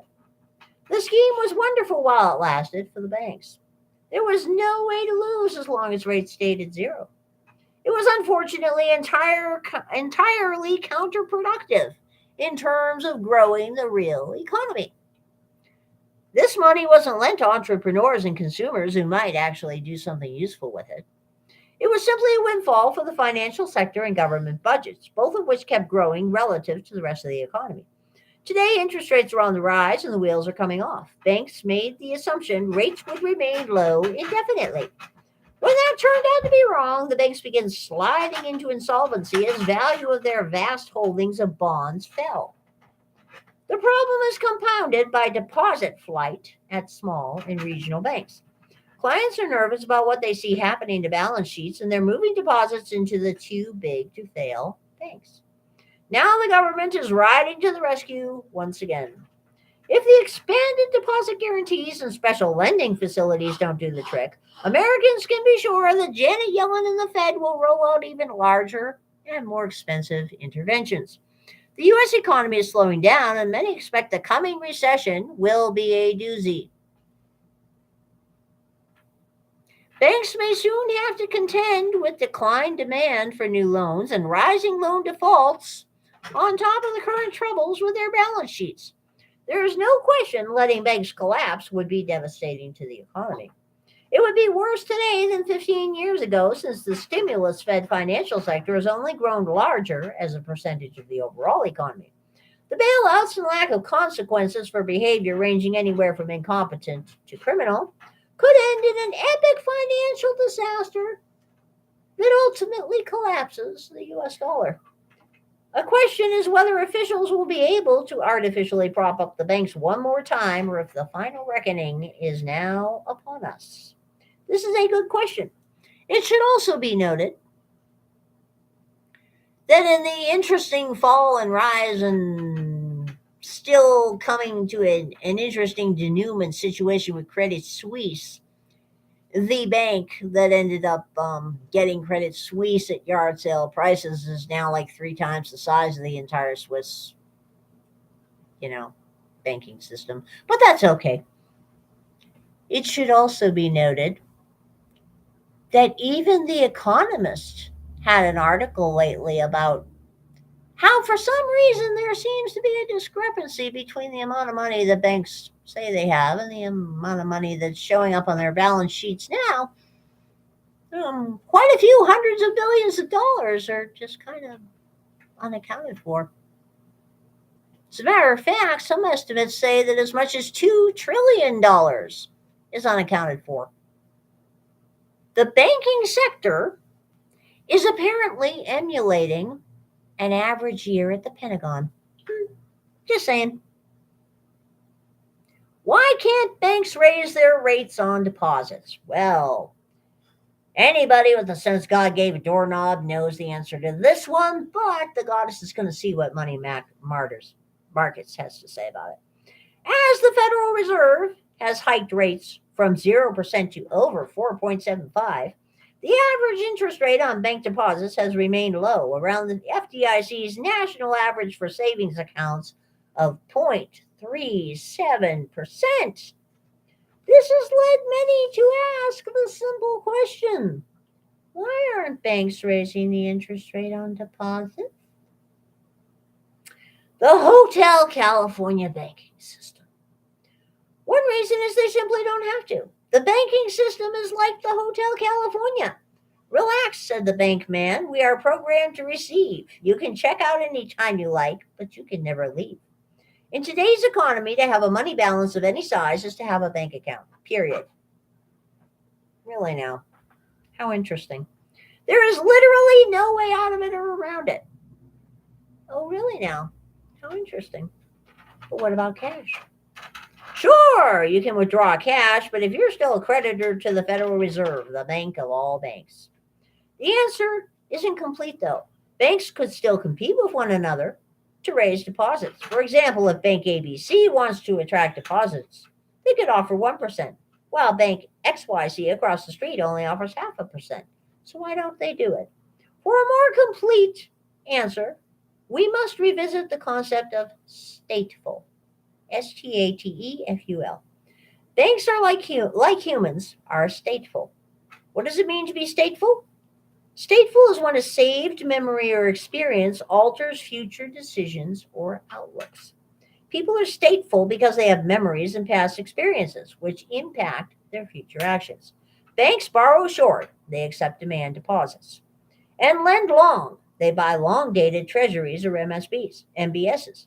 The banks must buy an asset for every deposit they accept. Liability. Remember from our article, The Collapse of SVB, that banks need to get a yield on their assets that is greater than the cost of their deposits, including the overhead of administering the program, employing people, etc.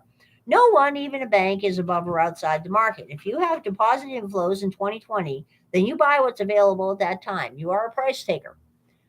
To further expand on this goes back to when Yellen the felon was saying, "Oh, those new expanded fees that banks are going to be paying, they're not going to impact the taxpayer at all."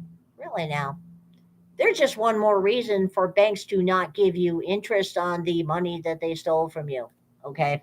Well, that you deposited that is no longer yours, and you may have one hell of a time getting back. Let's put it that way. Banks are stateful because they cannot wake up one morning and forget about all the assets they purchased during a predominantly low to zero to negative interest rate environment, despite a small hiccup from 2015 to 2018.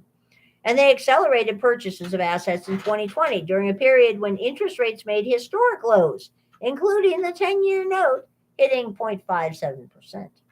Consider what we said recently about SVB's collapse, that even if the banks weren't trying to recapitalize themselves by offering low interest rates and earning higher rates, they would not be able to offer anywhere near the current market rate. This is because banks are stateful. They simply can't sell everything they bought over the last 10 years, let alone 10 months. They have to wait to roll their maturities to capture the momentarily higher rates. This is the primary reason banks cannot raise rates on deposits. The average yield of their asset portfolio is much lower than the 4.5% rate that Powell just hiked to, which banks could earn on their new deposits.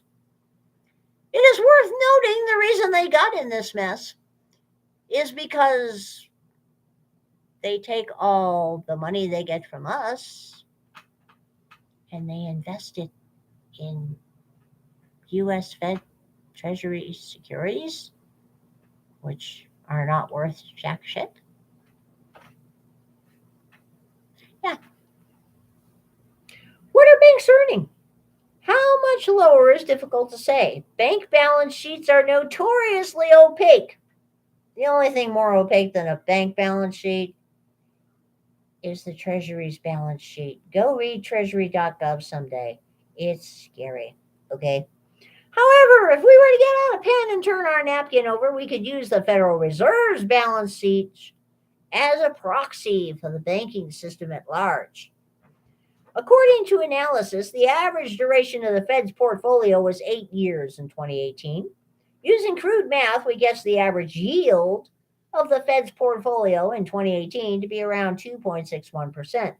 If the Fed simply holds to maturity, replacing assets at market as they roll off, and keeps the same average duration, then their average yield curve would almost certainly decrease from 2018 to 2022, given interest rates decline during this period across the entire curve. With a little back of the napkin math and some large assumptions, you can see why banks would be reluctant to raise rates on deposits when A, they don't have to, and B, they would be directly eating into what little margin they have. The third and final reason banks aren't likely to raise rates on deposit is they can get the required funding elsewhere, namely at the Federal Reserve.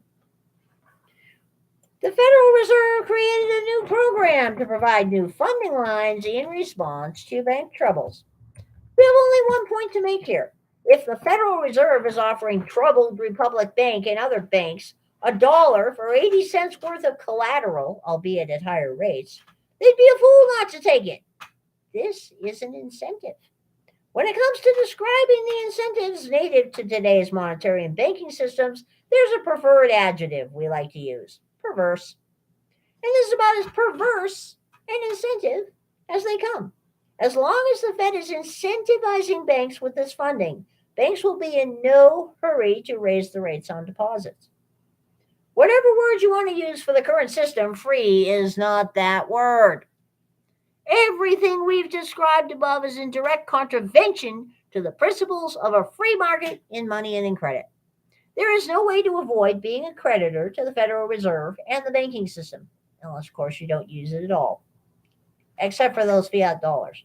You're still a debtor then, but you're not in as bad a position. There is no way to affect any real change in interest rates. Instead, short-term interest rates are set by a non-elected committee of 12 people acting on behalf of billions.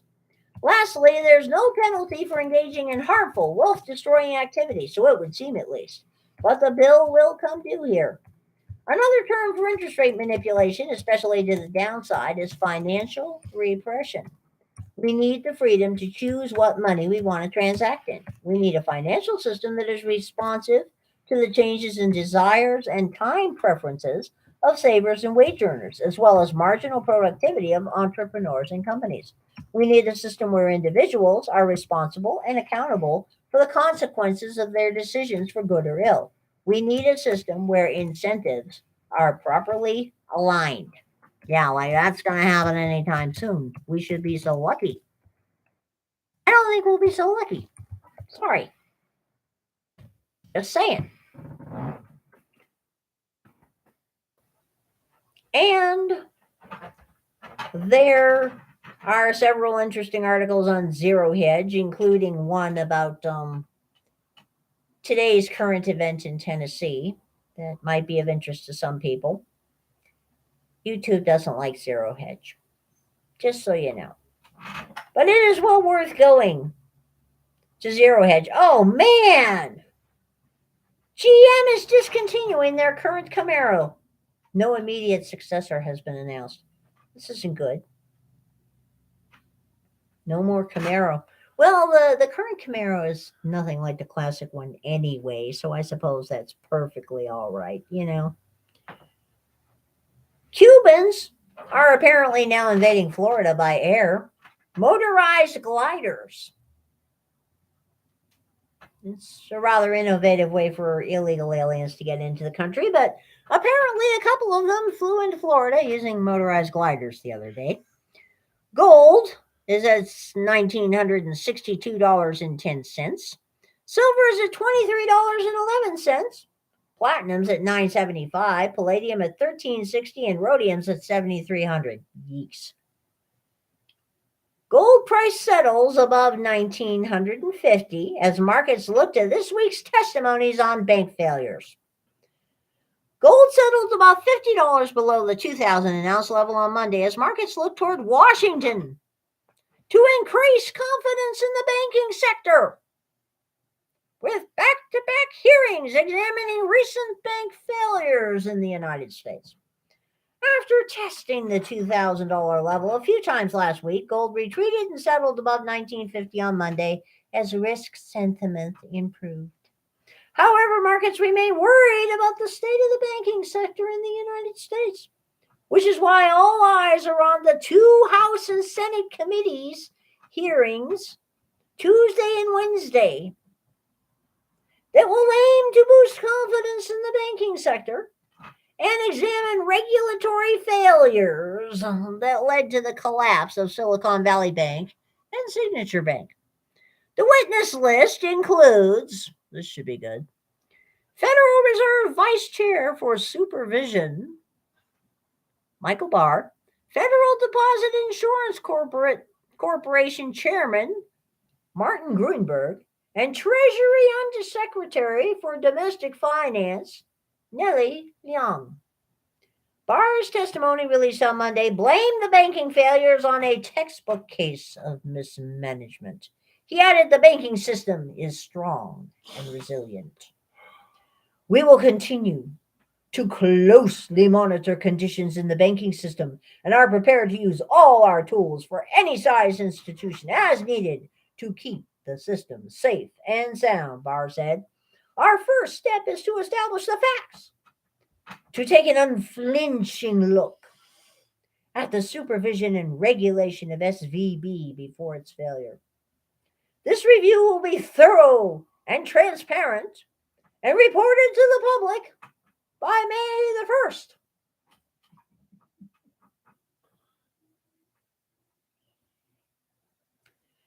After the collapse of Silicon Valley Bank, Signature Bank, and Credit Suisse, mounting financial stability fears triggered massive risk-off sentiment and shifted the monetary policy outlook from rate hikes to rate cuts for this year.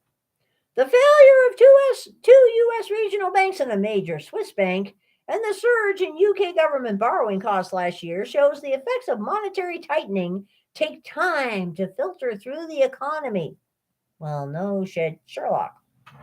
And the vulnerabilities associated with an aggressive tightening phase often show up in unexpected places. Really now, said World Gold Council's asset allocation strategist, Jeremy Despommier. This will probably warrant caution on the part of the Fed. That'll be the day. Reinforcing our view that we may be closer to the peak of central bank hawkishness. Really now. A situation like the banking crisis is why people own gold. And precious metals investors are getting rewarded, Van Eck Associates CEO John Van Eck said. We're at the very beginnings of what could be a several-year cycle in gold. I also put Bitcoin in that category. He's an idiot. Finally, as a gold investor, you've been rewarded over the last couple of weeks. Weakness in the banking system and gold rallied. That's why you own gold, Van Eck told CNBC. The scenario supports the gold market, especially if it will be mixed in with a mild recession, Despommier said in a research note. Gold has a key role as a strategic long-term investment and as a mainstay allocation in a well-diversified portfolio. While investors have been able to recognize much of gold's value during times of market stress, the structural dynamics pointing toward a low-growth, low-yield environment should also be supportive for the precious metal, he noted. The immediate reaction from investors to the changing Fed outlook has been to get into the gold market, said Kinesis Money external market analyst Carlo Alberto de Casa. Earlier in March, the Fed's rate was forecast to peak between 5.5% and 6% before starting to slow down in 2024, the analyst said. Now, after the recent rate increase from 4.75% to 5%, the majority of investors believe the Fed's tightening process is almost complete, though there is a chance rates will rise to 5.25% in April. Otherwise, the current level of 5% can be seen as the terminal rate, and basic interest rates could start to decline from the summer. Gold is up more than 7% on the month, with June COMEX gold futures last trading at $1,975.70, down 1.3% on the day. Well, if the goddess had even a tenth of an ounce of silver for every instance of flaming bullshit that these people are peddling, the goddess would be embracing a new 10-ounce bar and would be a very happy camper. Indeed. In other news, you may have noticed there's a whole lot of clearance sales going on. The goddess had a flashback to Kmart. Some of you may remember Kmart long, long ago and far away. Kmart was a store like Sears, but cheaper. Dirtier bathrooms, too. And Kmart would put things on clearance. And they had blue light specials. This little blue light would start going off on the clearance rack. And an announcement would come over the loudspeaker that said, if you're in the mood for some great bargains, head on over to Ladies Lingerie right now, where we're having a blue light special. And thank you so much for being a Kmart shopper. So the other day, Professor Hardrock and I braved the semi-sockless dystopian hellscape that is ye old Walmart. And the goddess was noting that all food clearance shelves were basically empty of anything that was food. The only thing on them was bizarre flavors of snacks and seasonal things that nobody wanted to eat in the first place, and they weren't marked down very far. The goddess also noticed that the number of clearance racks in general has proliferated in the last couple of weeks. Point in fact, the goddess believes they may be breeding at night and producing babies. Because there are, no shit, some parts of ye old Walmart that have more clearance racks than regular racks.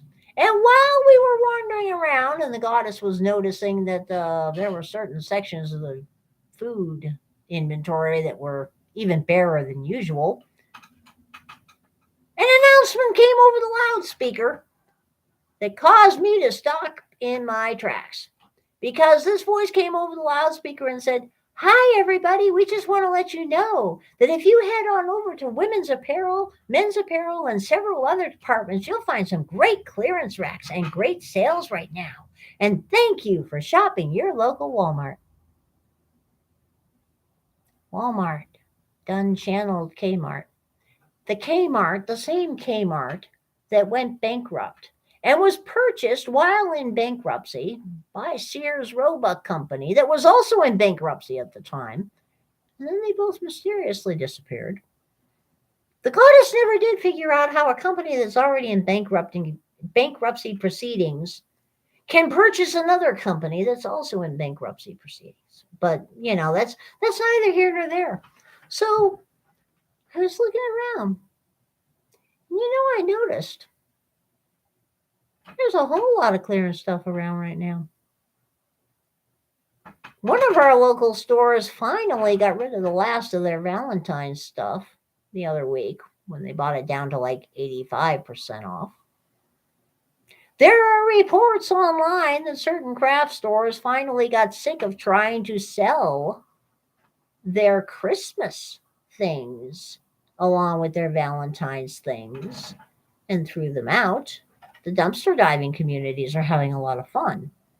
If the goddess had dumpsters and dumpster diving was legal, I'd be having fun too.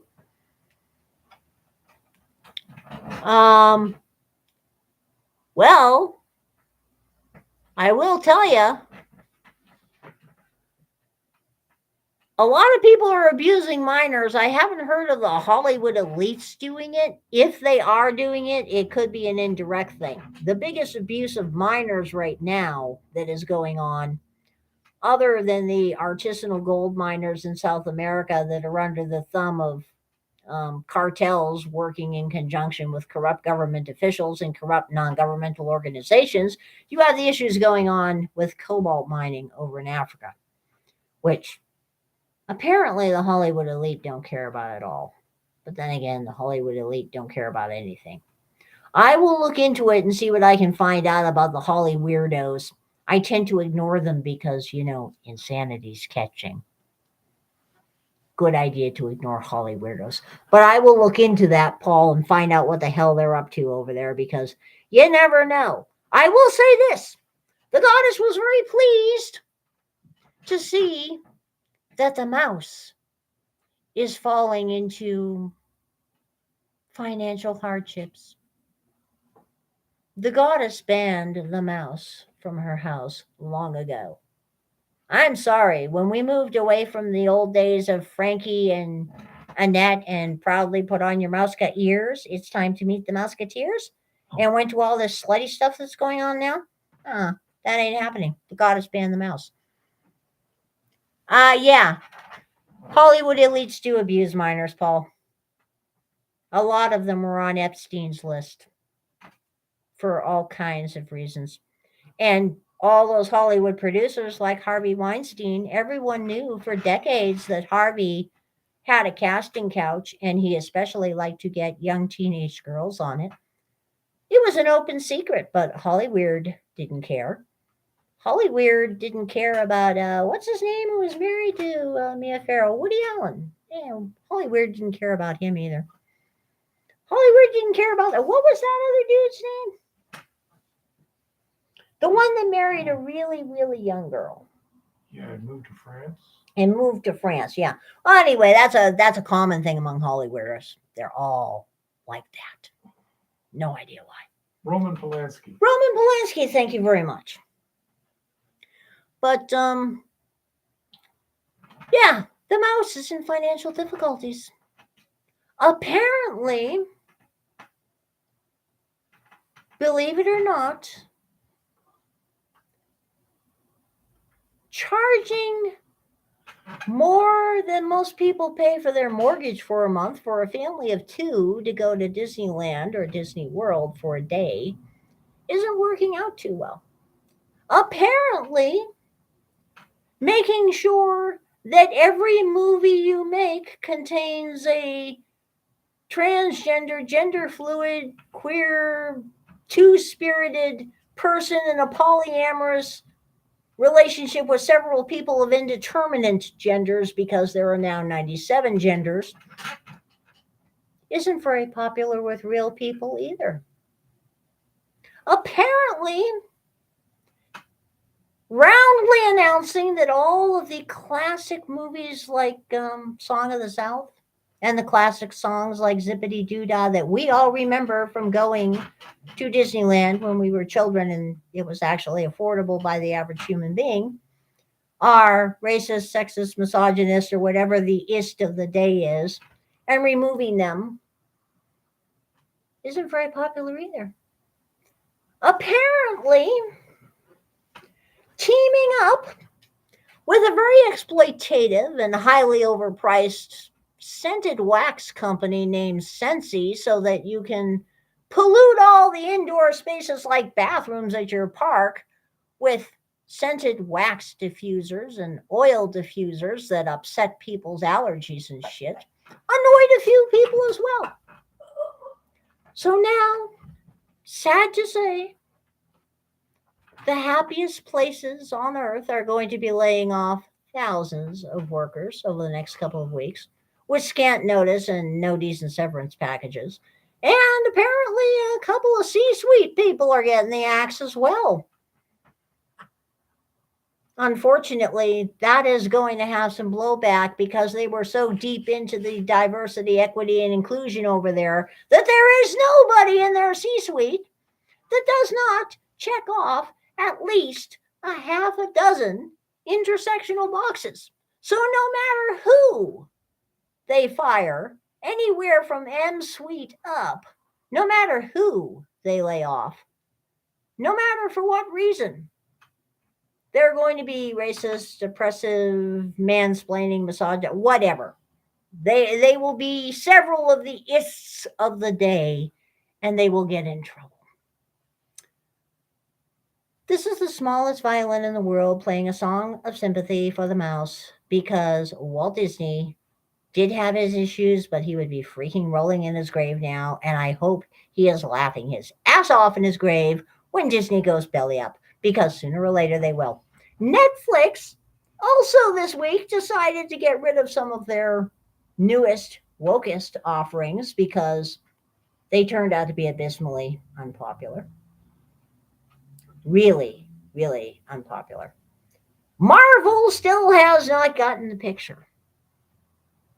DC Comics still hasn't gotten the picture either, though they did cancel a couple of their newest, wokest comic books.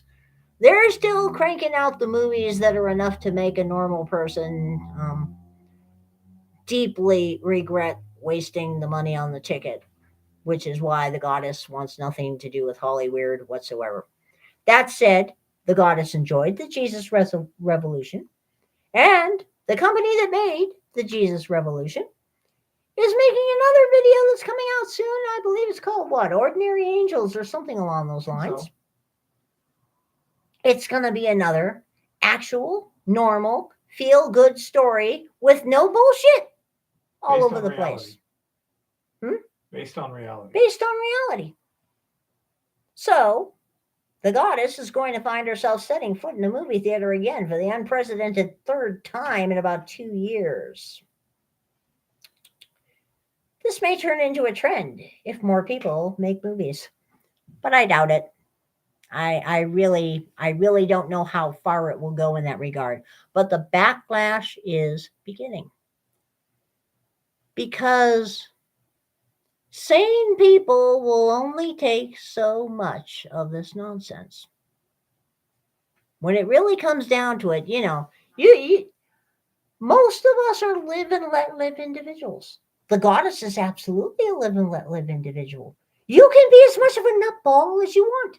The goddess has nothing against insane people, as long as they're functional insane people, and they are practicing their insanity in a way that does not inconvenience the goddess. That's fine. Or harm innocent children. Or harm innocent children. You can be as much of a nutball as you want if the only person whose life is getting utterly and completely screwed up by your nutballishness is you. But when you go and grab a bunch of guns and you go into a Christian school and you kill 6 people before thankfully getting plugged by the cops with a record 14 minutes from first 911 call to final denouement, yeah, that is exactly what should happen. When you decide that it is perfectly all right to subject children to your point of view, when you are a person of authority like a school teacher, somebody they know they're expected to behave, this amounts to the same kind of toxic environment and workplace harassment that an adult gets when a person in authority tries to enforce their viewpoint on them. The difference is an adult should be able to handle that crap. A child should never have to. And with any luck, we're going to see more of this pushback happening. We're going to see more people saying, fine, you want to put trashy books in the school library and trashy people in the classroom masquerading as teachers, my child will not be in your school. People need to push back. People need to push back the right way. Vote with your wallet. Don't waste your money on subscription fees to streaming companies that do bullshit. Don't waste your money in overpriced theme parks that practice bullshit. Move your money out of those banks that say they will not do business with your local gun shop or the other organizations that you believe in. When you do go to a movie, go to one that supports your values. And if you do find crap going on in your schools with your children, go over, Karen, raise holy hell, and then, if nothing happens, pull your children out. Simple, Hi, Ricky. Anyway, so the great meltdown continues. Life is going to get interesting. And by the way, some of the revolution videos coming out of France really are kind of hilarious. Like that one where everybody is doing the dog in the burning restaurant meme. The "this is fine" meme has become real. So you might want to look a few of them up. And while you're at it, you might want to look for the ones happening in Pakistan and Lebanon and Venezuela and several parts of Indonesia. And there's stuff going on right now in the Netherlands again, where they just had some sort of an election that led to a whole bunch of pro-Dutch farmer people getting into office, and the anti-Dutch farmer people are very annoyed. Yeah. There's all kinds of revolution going on that is not happening in Ukraine. It's worth going and looking at. Bye-bye. Oh, P.S. Buy silver and gold too. An additional P.S. Arizona sucks rocks. okay. Oh, you left your notebook over here, or whatever that thing is, tablet, I guess, huh? Mm-hmm. That My tablet? Kindle. Your Kindle. It's my Kindle that I got free. Well, if it was smaller, would it be a kindling? Ha ha ha. You are a bad bear, and you will come Pretty to a much. bad end. Chris says bye. Bye, Chris. Anyhow, yeah, actually, that Jesus Revolution was pretty good. It was a good movie as a movie. And a true story. It was well done. It's based on a true story. And the left was annoyed. And The left was annoyed. Better yet. Because they left off the important part. Oh, the important part was that the guy was rumor accused of that something. the dude might have been gay because he died of AIDS. Yeah. He was also an IV drug user. Of course, they didn't mention that the drugs that they give you to cure AIDS can kill your immune system, or at least they used to. Like Arthur Ashe supposedly had HIV for, I think it was 8 years after a surgery before they had the testing and everything. And he was doing just fine. Then started taking the treatment and 6 months later was dead. Remind you of anything? Let's see. Who was involved in that? Anthony something or other. But anyhow, Anthony Perkins. No. But anyhow, amazing how when more things change, the more things stay Anthony the same. Hopkins? No. No, wrong actor. No. But anyhow, it rhymes with grouchy, I think. But anyhow, so for those of you who are coming in late, a little recap. Number one, I'm not the tinfoil hat goddess. I guess that would be considered sacrilege. Yeah, that's sacrilege. We found out that the silver is being kicked off the resin early in the contact cycle and being deposited on the last one of the sequence of cartridges before it's moved forward, and then it gets kicked off too. This cartridge here, we recovered 55% silver, 45% gold. This cartridge here was 87% gold, 13% silver. So, interesting. And we're making progress on a good, reliable stripping circuit. We got multiple ways of getting the gold out of the stripping solution. We're possibly looking at different ways of getting it into the stripping solution or getting it out of the stripping solution that are selective. In other words, we're going to get gold one place or one time and silver in another place and another time.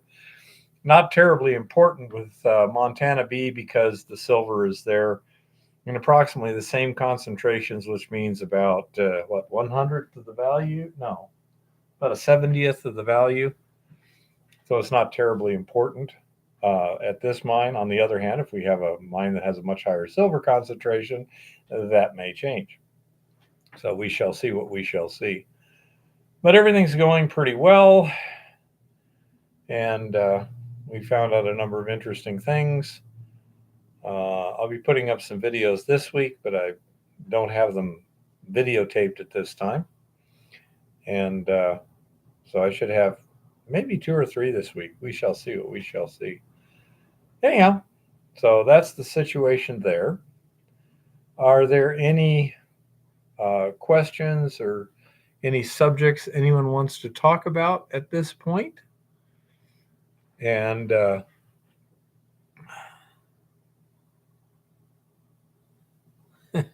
well, we're not desperate any more, Paul. Yeah, it's working pretty smoothly now. Yeah, it could be pre-selective. Interesting choice of words there. I'm really not sure exactly what the optimum application is at this point.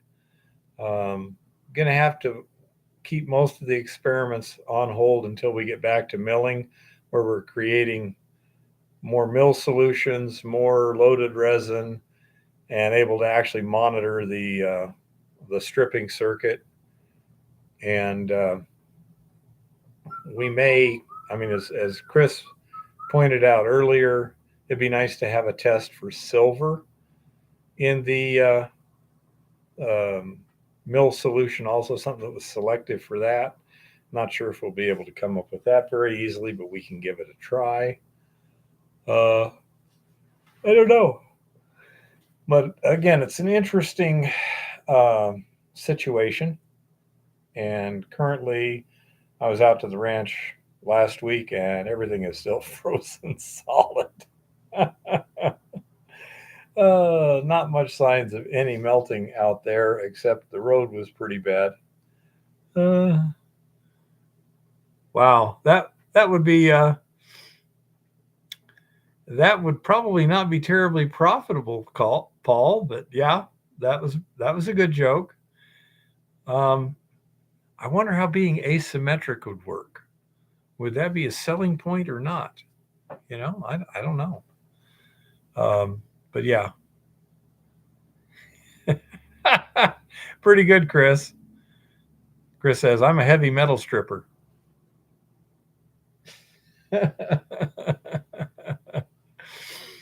But anyhow, so I say that's basically where we're at.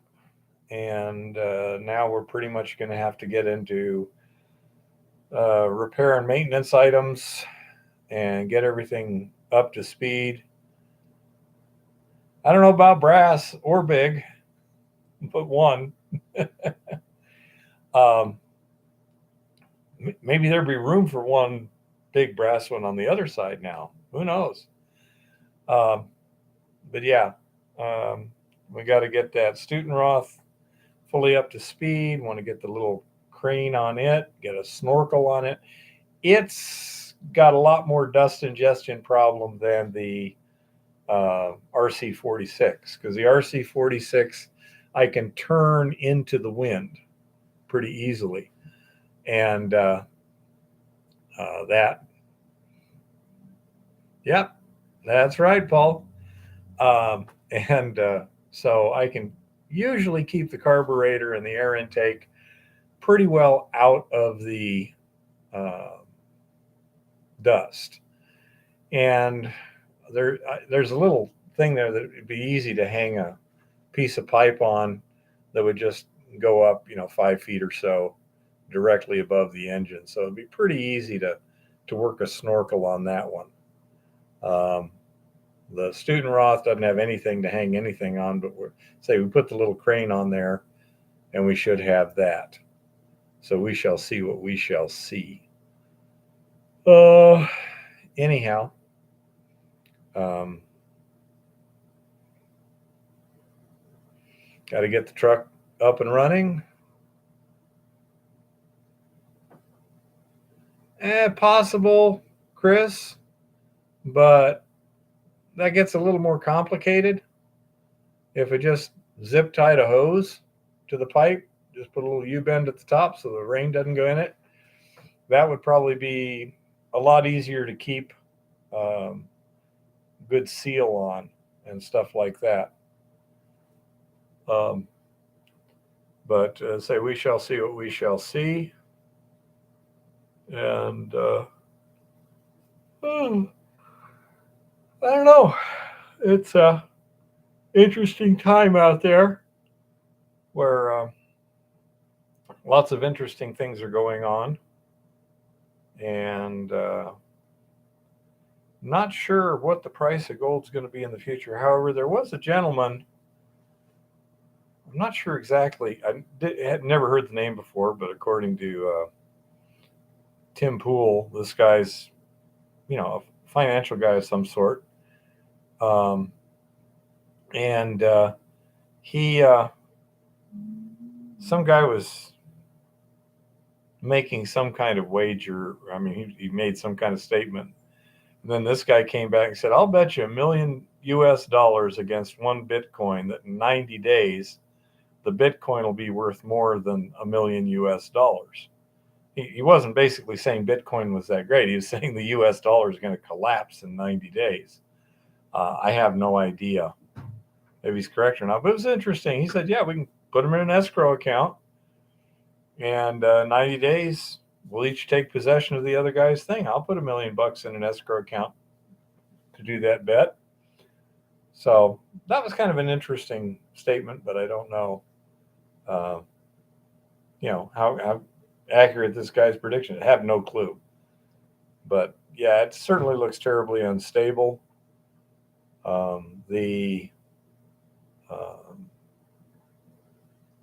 world geopolitical situation is in flux right now. The world economic system is in flux right now. The United States is in political and economic flux right now. The banking system is strained to some extent, and there's people that are reasonably intelligent and knowledgeable that are saying it's a pretty bad situation. Don't know.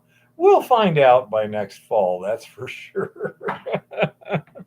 But I'm glad I've got, I've been working on exactly this sort of scenario for a while. Oh, by the way, last week, for those of you who don't know, the sun let loose with a coronal mass ejection, which, had it been aimed our way, would have pretty well totally screwed the entire electrical grid of the planet. It would have been a Carrington event.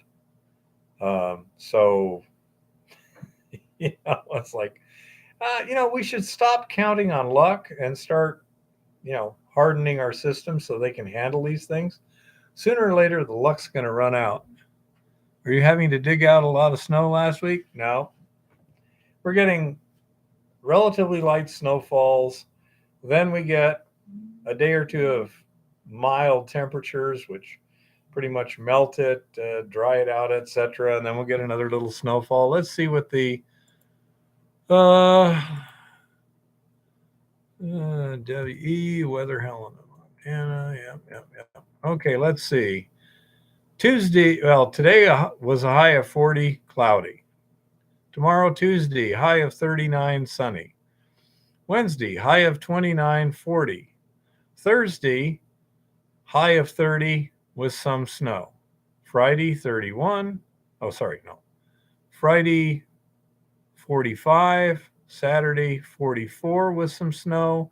Sunday, 40. Monday, 37. So you see, it's above freezing basically all week with a couple of snows in there.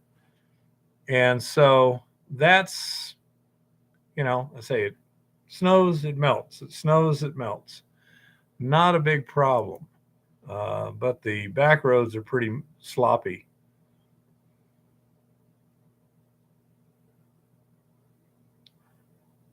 I have no idea. I don't like cryptocurrencies for a couple of reasons. Number one, they absolutely depend on you having access to technology to access them. Don't like that. Number two, they're absolutely dependent on having some kind of banking system or credit system or way of exchanging value by internet that is still functional. Not too happy with that. Number three, as far as I can tell, they don't have any physical assets backing them, which makes me wonder just what the hell is a Bitcoin anyhow, so to speak. And let's say it's just one of those things that to me, it looks fine in normal times if you want to, do a, what do you call it? Some kind of speculative investment, fine. If you can afford to lose everything and not, get upset, fine. But I have absolutely no confidence it's going to be there. Oh, by the way, if you lose your key, which is like a 25-digit code, then your Bitcoin evaporates, so to speak. It can never be accessed again. Yeah, your private key. If you lose your private key, you lose your money. It's kind of like if you lose your bank book, you lose your money. Well, you can't just go down to the bank and say, hey, this is who I am. Here's my ID. I need to get to my money. Sorry, it's gone. You'll never see it again. That doesn't make me feel warm and fuzzy either. So I'm not a big fan for myself. I got no problem with somebody else investing in it, but I think you should look at it as a speculative investment instead of a secure investment. Okay. I don't see them as secure at all. Okay. Oh man, one of the kids killed was a pastor's daughter. Yeah, of course. But anyhow, so I say, if you want to speculate, got nothing against it, but just remember, it's speculation. Never invest more than you can lose comfortably. No CBDCs ever, period. Wow, you made 6 trips to Missoula and also to Butte and Deer Lodge, huh? Wow, you were pretty close, Ricky. Oh, maybe sometime we can meet up. Anyhow, so I say that's my personal opinion on Bitcoin. I am not an expert. This is not financial advice, but I say that's just how I feel about it. It is not money. Yes, It's currency, and it's questionable currency at that. it's kind of like fiat currency. It's worth whatever other people will pay you for it if you don't lose it. It's the meta ultimate boss fiat currency. It doesn't even exist at all. Yeah, it's ultimate fiat. Yeah, it doesn't have any physical existence at all. So yeah, Except for the tons of energy that's used to. yeah, and there's a lot of electricity used to make it. So all these central bank digital currencies are going to be bad for global warming. You couldn't make this stuff up. It has 1 gram of gold. Well, if it has 1 gram of gold backing up 1 Bitcoin, then it's worth about $60. Okay. And that's its actual value. And If you where can is get the that gram of gold? gold. Yes, Yeah. where is that gold? Yeah, trade it in for a gram of gold. If you Yeah. don't hold it, you don't own it. Okay, Ricky. Are you driving a Costco truck, or is it something else where you're delivering to Costco? It sounds like it could be either. We have a Costco here in Helena. If you're ever going to show up in Helena and you're going to have a few minutes or whatever, you can drop me a line and we'll see about making a meetup if everything coordinates okay.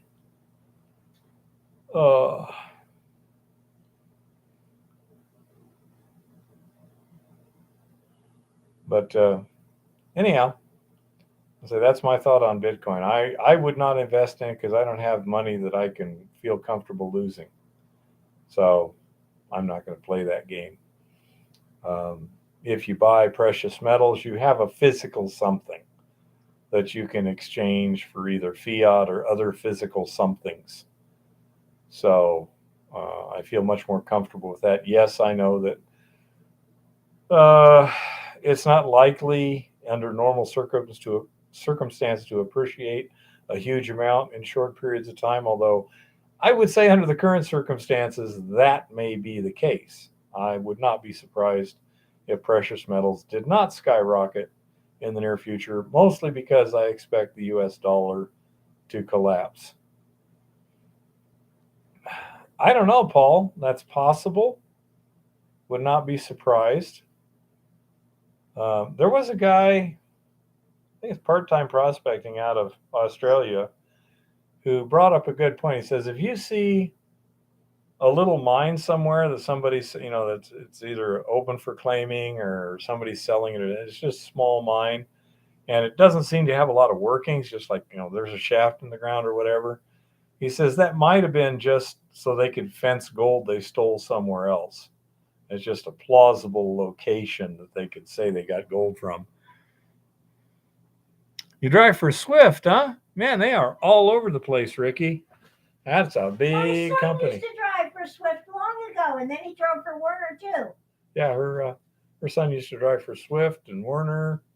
What else did he drive for? I think there was something else when he went back. I do not remember. But anyhow, yeah, he was long haul. He liked to go all over the place. Yeah, it's not too bad if you got a local route like that where you're going back and forth, back and forth.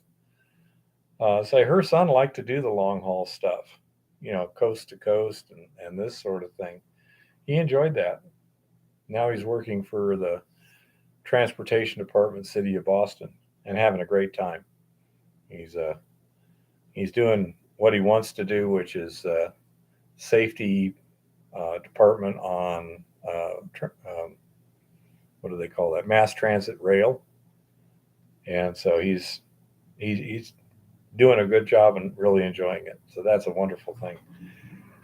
Oh, but I say don't have a whole lot. Well, I do have a whole lot to report, but it's all more little technical things like this. But it's all doing good, and so that's good. I don't know if Lauren's still here or not, but he knows that when the fish are biting to give me a jingle, and I'll be there. we need a fishing trip or two here before the season starts. Oh, and I say starting. Well, by a week from today, I'll be acquiring parts besides the engine for that truck, so that when we get started on it, we can replace a bunch of stuff, and we'll be in good shape. I'm going to have to spend a lot of work cleaning everything up. Cool, Ricky. So, anyhow, say anyone got any questions or any subjects to bring up or anything like that? We're working on,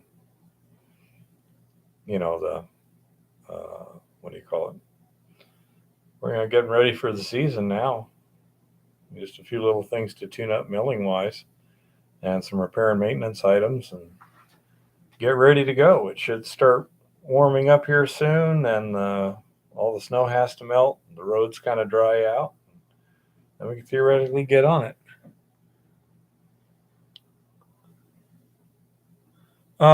It's currently scheduled for mid-May, Chris, because that's when my daughters, my son-in-law, and my grandson are going to be here. Now, depending upon when the engine is built and shipped, it may start earlier than that, because while they're planning on helping, on basically putting it in, if it shows up, 2 or 3 weeks earlier than they do, me and Lauren may have it all done by the time they get here. We shall see what we should.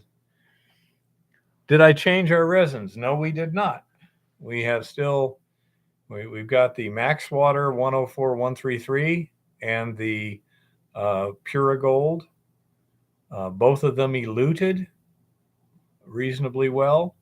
Both of them regenerated reasonably well, at least the limited tests that we did. So it's now time to put that stuff back in circuit and see what happens. Take care, Shaggy.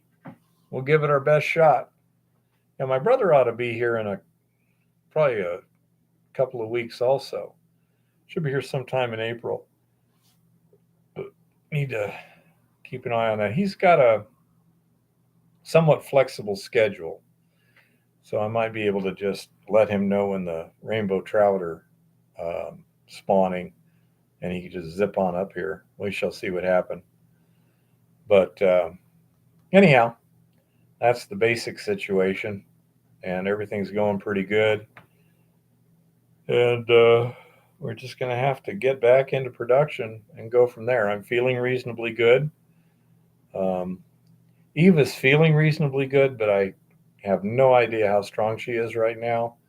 She's been going to the gym a little bit, trying to get stronger, and we'll just have to see how that works out in the real world.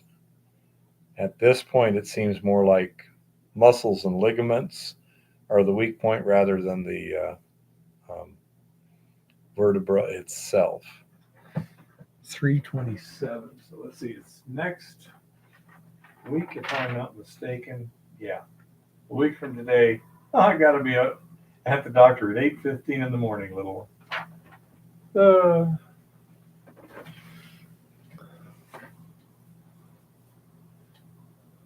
You take care, Ricky. Drive safe. Say we got excellent road conditions here, but here down there in Utah, it's been pretty heavy. So be careful.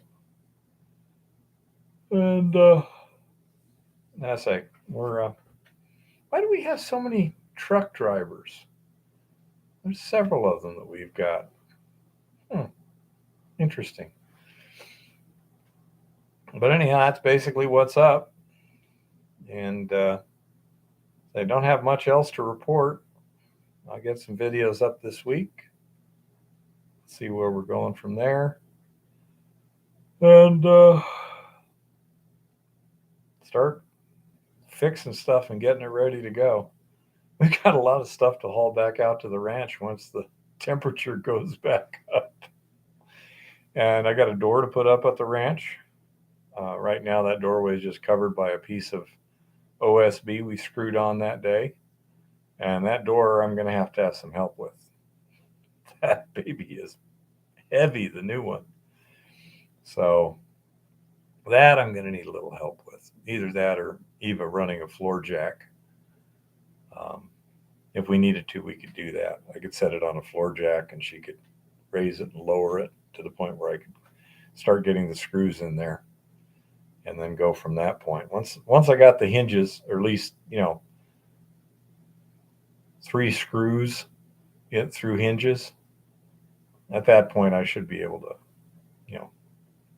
make things happen by myself. But until that point, it's going to be interesting. So we shall see. But I'll probably have either Jim or Lauren help me put that up, because I'm going to have some help probably to put the little crane on the Stutenroth mill also. So I'm thinking maybe once we get everything ready to go, get Lauren out there for a day and we can get the crane on. And I don't know if we want to just tow the RC46 back or put it on a trailer and bring it back. Whatever's more comfortable, but we need to get that over to Lauren's shop for a day or so worth of work and go from there. Anyhow, anybody got anything they want to talk about? If not, I guess we're pretty much done for the day. Having another early night. Yeah. So you can edit your videos. I don't have all the video footage I need yet, but I can load what I've got in the computer at least. I will be making silver one of these days. Well, yeah. I'll say you extracted a couple grams out of this last bead. Was it almost 3 grams of silver out of that last bead? No, it was 3 grams of silver was the total load, but it was 2 beads. So I think you got like 2 grams out of the last bead, and there's another gram in the other bead, but we never parted that one. Okay. Anybody got anything to talk about? Oh. Any questions?